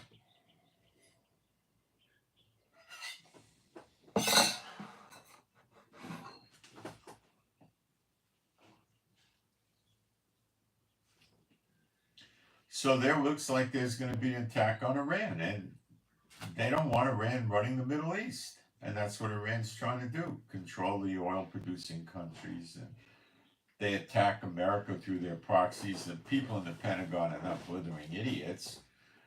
Maybe the stuffed shirt generals are, but the colonels and the majors aren't. And they're doing the real work and the analysis, and they know that Iran is attacking America through their proxies. It's rather apparent. And America knows it, and America is not happy about it, and they haven't been able to get Iran to play ball. Okay. So yeah, they're going to probably have Israel do it. The Biden administration uses Israel as a proxy like Ukraine. What do they do with Ukraine? Ukraine fights Russia, and they give Ukraine weapons. What do they do with Israel? Israel fights the terrorists in the Middle East, and they give Israel weapons. It's not that difficult to understand. I have a prayer request for AP, Alpha Papa. AP, Alpha Papa, wants guidance from the Lord about taking a job. Alpha Papa, the prayer request is guidance from Jehovah, the Lord, about taking a job. Okay? That's the prayer request. That's the only one I have. So let me check my notes and see what I forgot to tell you.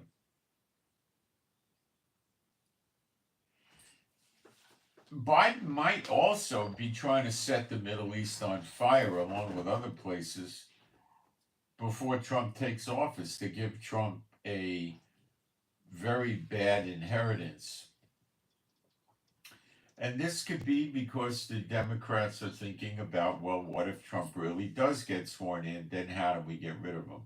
So dump a lot of wars on Trump, then blame all the wars and mistakes on Trump, and try to get him thrown out of office one way or another after he is sworn in, impeached or something.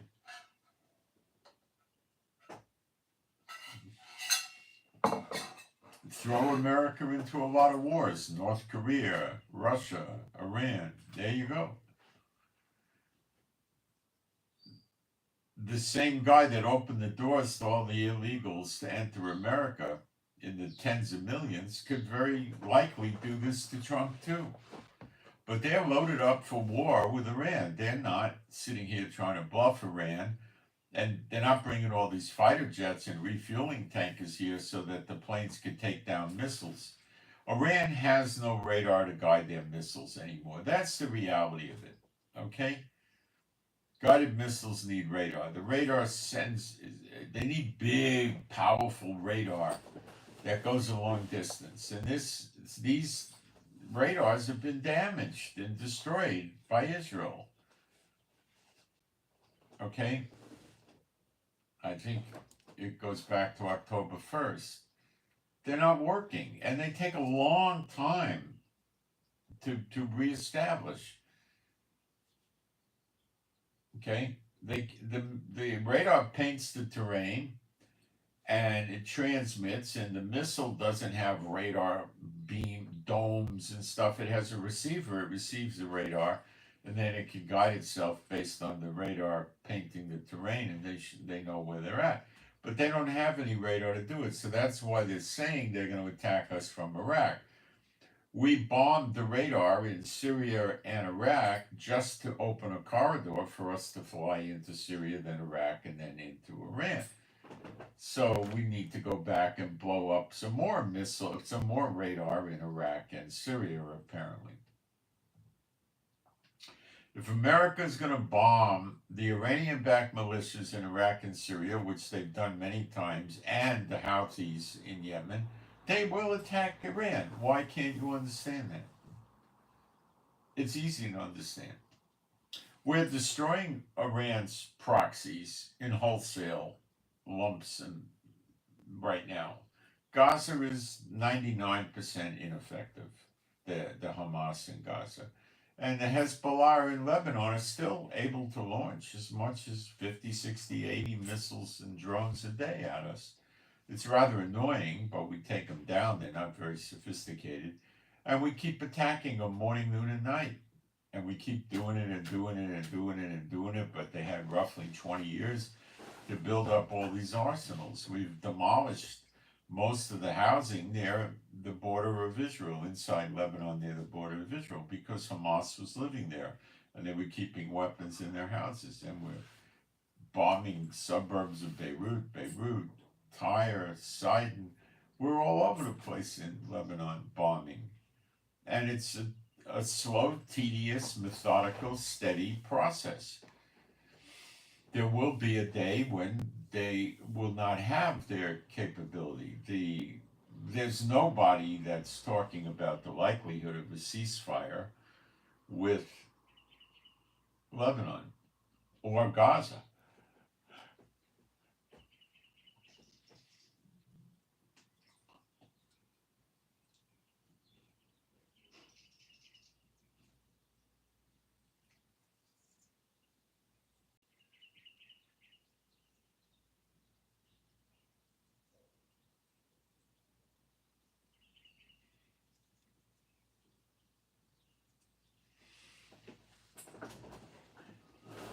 And what Iran's doing right now. Why haven't they attacked Israel? They don't have the ability.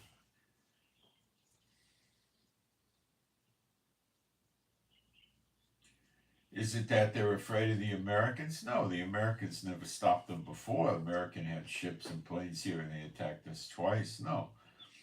The reason they're not attacking us is they don't have the capability to deliver anything, and they're scared. Real scared. But they're still psychotic, and they know that they're planning nobody's going to do a ground invasion and occupy them, because it would take at least 1 million troops, I guess. It would be a long, horrifically horrible campaign. It's just going to be air attacked. And they figure that they don't care. They'll remain and they'll just rebuild. They're trying to use Russia to shore them up and try to do diplomatic moves or stuff like that to keep them alive long enough to rebuild their defensive capability so they could, and their offensive capability, and then continue attacking Israel. And their proxies are getting whittled down day by day. eventually Hezbollah is going to run out of missiles and drones. That's the reality of it, okay?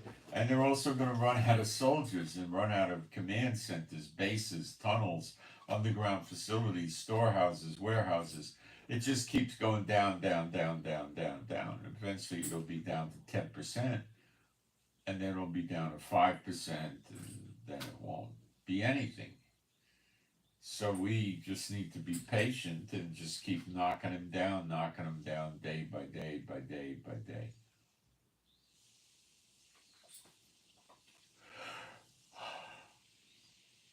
One of the reasons Israel may be delaying the attack on Iran is that they want to whittle Hezbollah and Lebanon down to size more.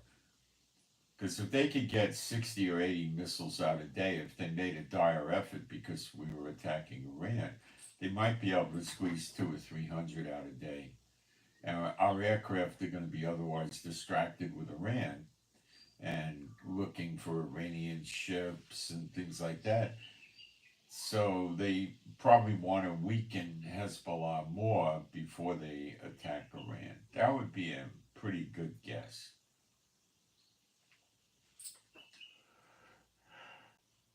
Not just Hezbollah in Lebanon, but also the Iranian-backed militias in Syria, because we're attacking Syria practically every day.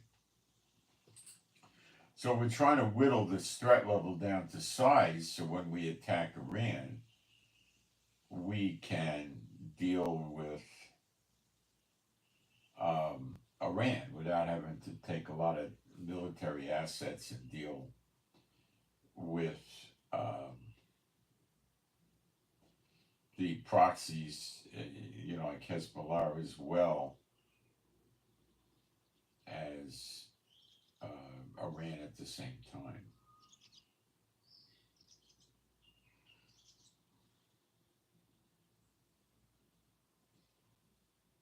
Well, Trump said he was going to drain the swamp the last time. I don't think he did.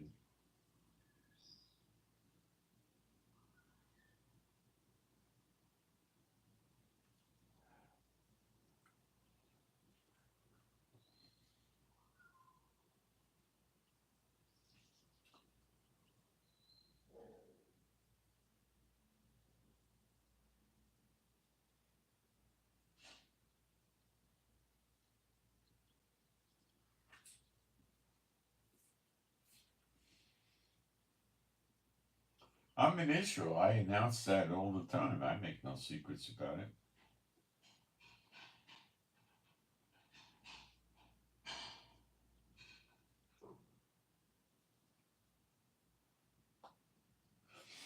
Trump's not bringing peace anywhere, kids. Not according to the Bible.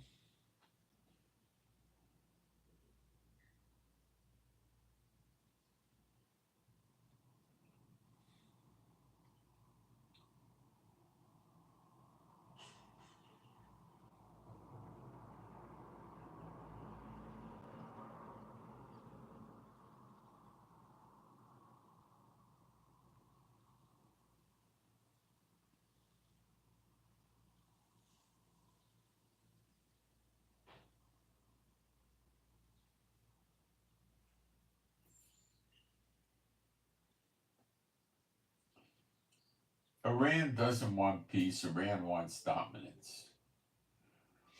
And America is a dominant power in the Middle East, and they're not about to succeed to Iran and let Iran take over that role.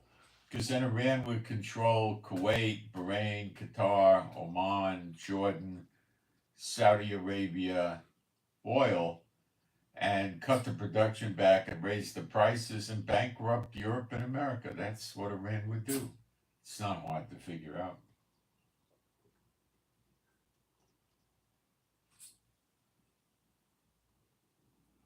The dinar, that's an old thing. I think it's nonsense. It's been going on for, 20 years.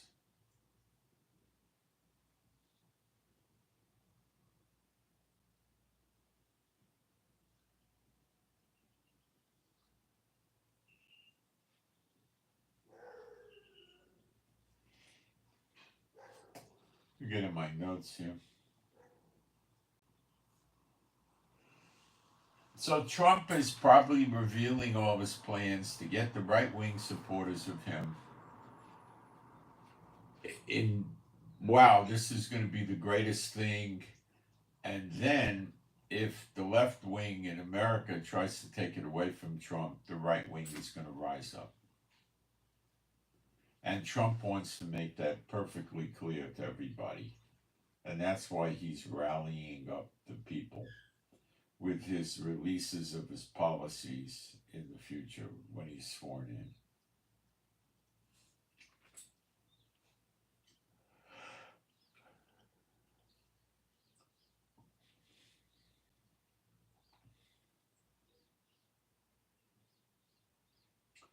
So you've got to keep your eyes out for the sleeper agents in America. You can't take that lightly. And in the prophecies about the daughter of Babylon, it says that there'll be ruler against ruler. And that's before the destruction of the daughter of Babylon. And the daughter of Babylon's already been invaded. Trump says 20 million such illegals in the America Border Patrol people that know high-ranking retired guys are saying 30 to 50 million. I don't care if you go with Trump's number, 20 million, 30 million, 50 million. It's not disputed 60 to 70% of military-age males. So the lowest figure you got here is 12 million military-age males in America. China bought up the 348,000 acres of land that they're growing agriculture on for export to China. But this land is next door. Most of it is next door, right next door, touching, adjacent to American military bases, big important ones. And if you want to tell yourself that's a coincidence, go ahead. But I don't think it's a coincidence.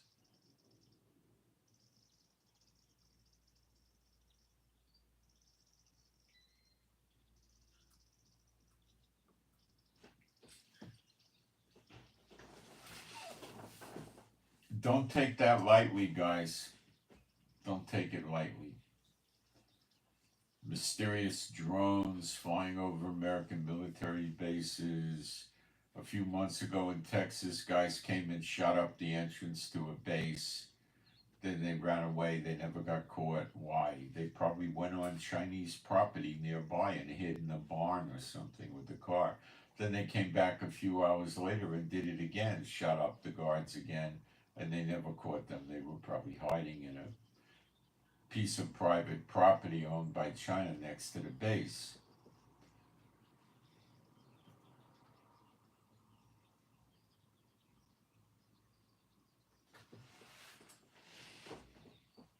Let me see if I can find you that scripture.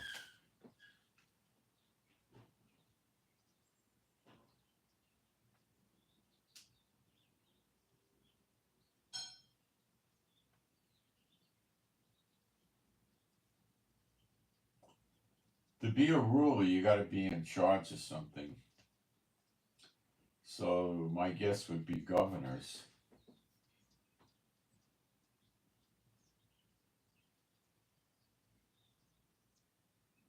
I believe we're in Jeremiah 51:46.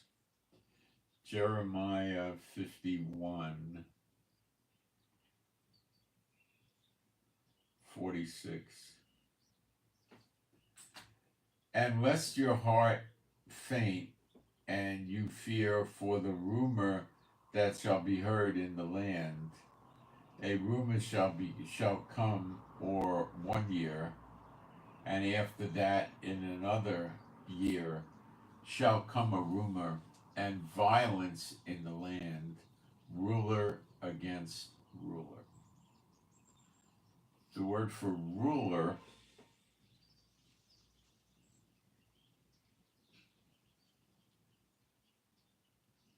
is mashal, or Michelle. Strong's number 4910, and it means ruler.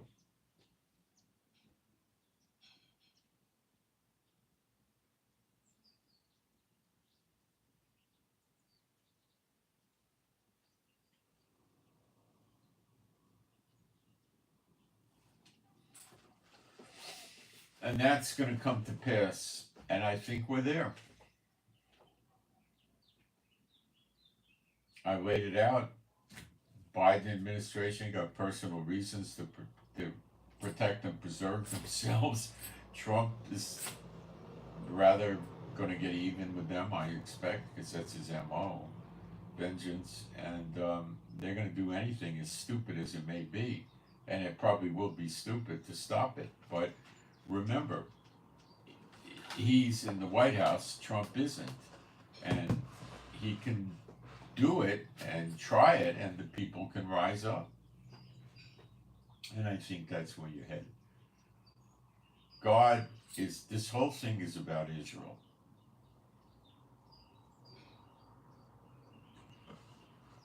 Once again, Isaiah 34, verse 8. The fact that the church doesn't teach this is not my fault. I teach it. This is the word that came unto Jeremiah from Jehovah. Oh, wait a minute. I'm in Jeremiah. It's Isaiah 34, verse 8. Sorry, I got that wrong. Sorry. Isaiah 34, 8. For it is the day of Jehovah's vengeance and the year of recompense for the controversy of Zion. The strife or the fighting over Zion. God wants to set Israel up as the head of the nations, and the nations will be run by Israel, who will be serving Jehovah. Now, you can go back in my YouTube channel, go to the live section. You know, it has videos, shorts, live. Go to live, and you'll see numerous Bible studies using the scriptures, explaining to you the ins and outs of this, okay? Can't do it here. It's too long, okay? And they're going against them, okay? And if you think that this is a joke, let's read Jeremiah 30:11, because we're not coming into Gog and Magog. You're coming into Zechariah 12, which is the siege against Israel. And you see the two witnesses burning the enemies up round about on the right hand and the left hand. And that's in Zechariah 12:6. And that could happen any day now. And Jeremiah 30:11, for I am with thee, saith Jehovah, to save thee. That's speaking to Israel. Though I make a full end of all heathen nations whither I have scattered thee, yet will I not make a full end of thee, but I will correct thee in measure, and will not leave thee altogether unpunished. He's going to make a full end of all the nations that he scattered the Israelites into. Now that can't happen until redemption, when the scattering or the dispersion is over and the Israelites are coming back to Israel, with all the true believers in Yeshua too, I might add, because they're in Israel. They don't all know it, but they are. And they'll come too. And that's when he can destroy all the nations that he scattered them into, because if he did it before, the list could be incomplete. Could be, because Israelis would be still getting scattered. So when that's all over, then they get destroyed. I reckon this is 125 nations. It's everything in Europe, everything in North and South and Central America, the Caribbean countries, parts of the Middle East, parts of Africa, and parts of Asia. It's huge. And that's the reality, okay? That's what your scriptures say. And if you think that I'm just giving you one obscure scripture, of course this has never been fulfilled. It also appears again in Jeremiah 48, I believe.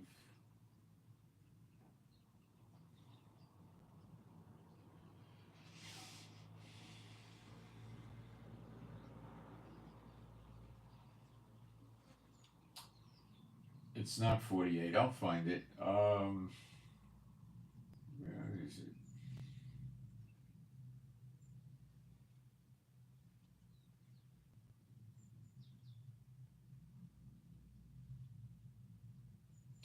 Let me look for it. I'll get it for you real quick.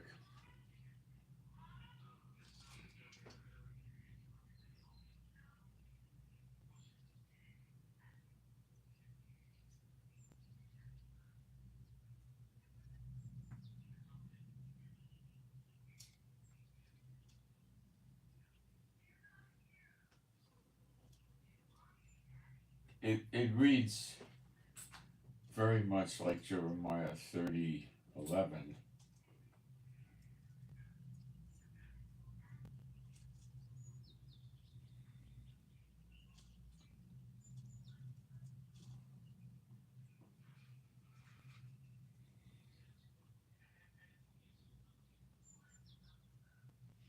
I think it's Jeremiah 46. Let me try. I'll try one more time. If I find it, I find it.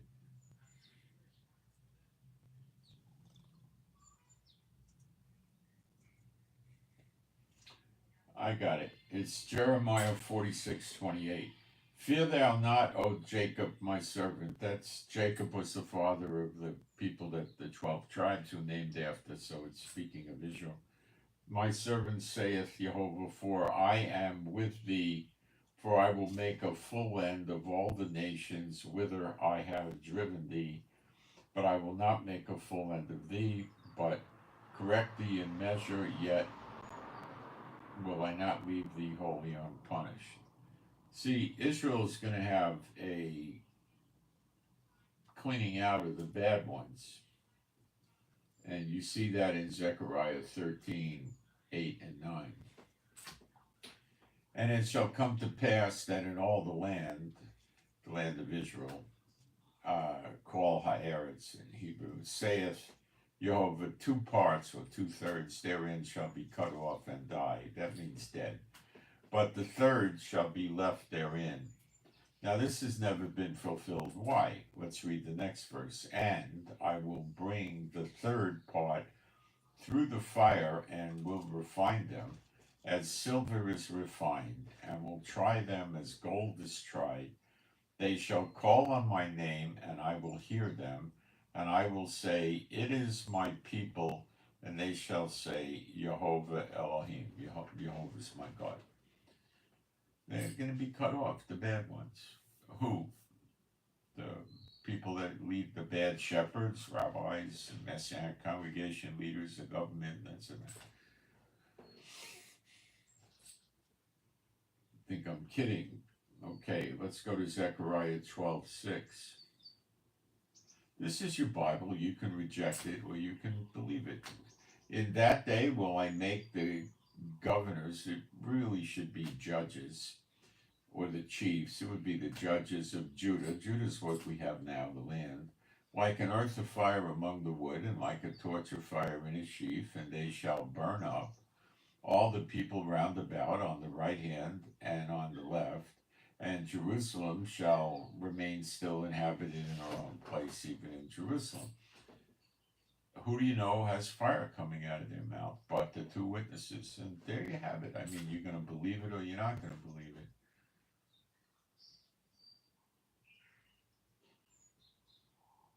And America's the daughter of Babylon. People have been establishing that for 15 years. No other country could meet the requirements. It says it's on many waters, mingled people, the melting pot, many waters, the Great Lakes, Atlantic, Pacific, Gulf of Mexico, 8,000 rivers, probably about that many lakes, although I don't know for sure.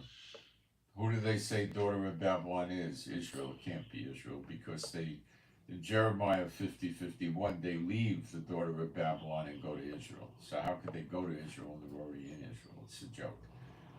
Mecca, Medina, on many waters. Come on, it's a joke. They're in the desert. Now we go to the Vatican. They say it's the Vatican. There's no Jews in the Vatican. There's 200 to 300 people that live in the Vatican, and they're all members of the Catholic Church. And they're not on many waters. They got toilet bowls, water fountains, sinks, but they don't have many waters. It's America. Get ready. Believe it or don't believe it, I am getting more and more convinced that this thing with Trump is not going to bring about salvation. God is not creating Trump as a hero. Trump is not a man of God. Is he telling Israel that, hey, we're going to help you get all the land back that God promised you in a covenant in Jeremiah, in Genesis 15, from the Euphrates to the Nile? No. He doesn't want Netanyahu putting the Jews back in Gaza or Lebanon or anything like that. He's dictating to Netanyahu. Wipe them out before January 20th or end the war. That's what he's telling Netanyahu for Lebanon and for Gaza. Now, he's much better than Biden, but he's dictating to Israel. Okay? He's one of them. How could he be president if he wasn't one of them? How could he be a multi-billionaire if he wasn't one of them? How?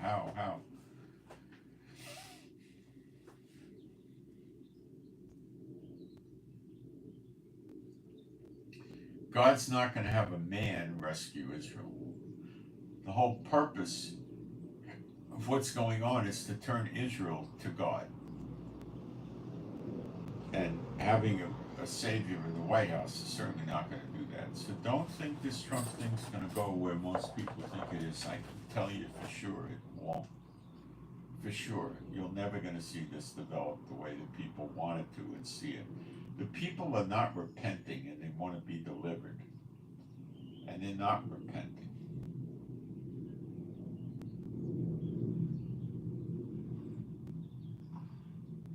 What are they repenting of? A bad economy, they want a better economy, you know, it's...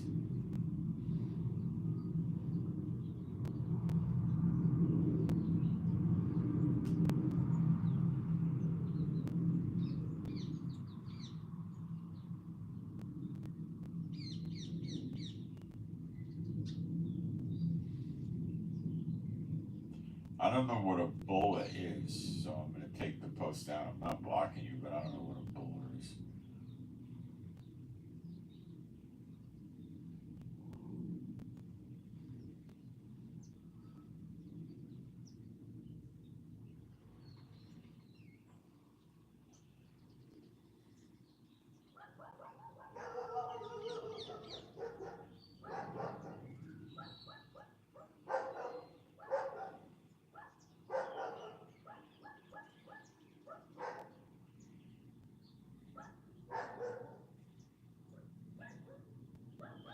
So I'm not trying to just deflate you people. I don't think Kamala or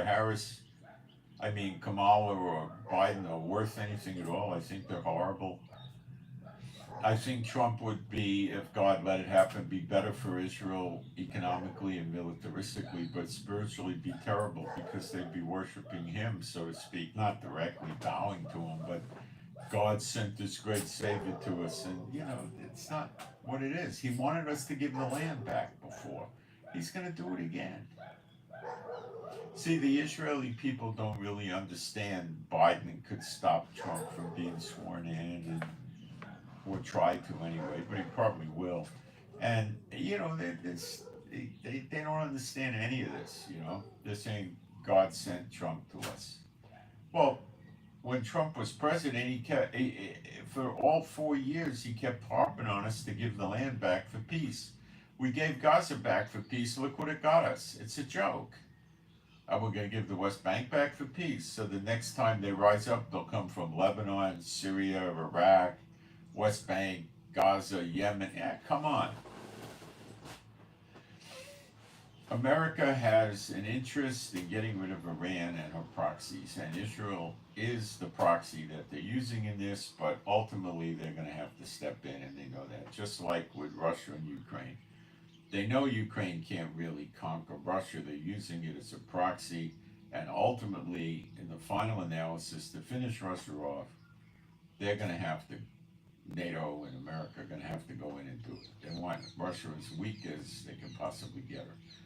Russia and Iran and BRICS, the whole BRICS thing, are trying to sell oil and natural gas and other products not on the US dollar and break the economy of Europe. They don't want to take euros either, or the US dollar, and break those economies, and they want to emerge as the most influential powers in the world. And America doesn't exactly want to see that, to put it mildly.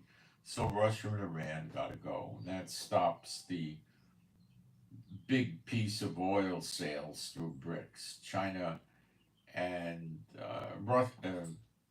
China and India, two huge countries make up a major piece of the world, they're not going to be able to get their oil off the US dollar from these countries. They'll have to go to other countries and have to pay in US dollars without a BRICS.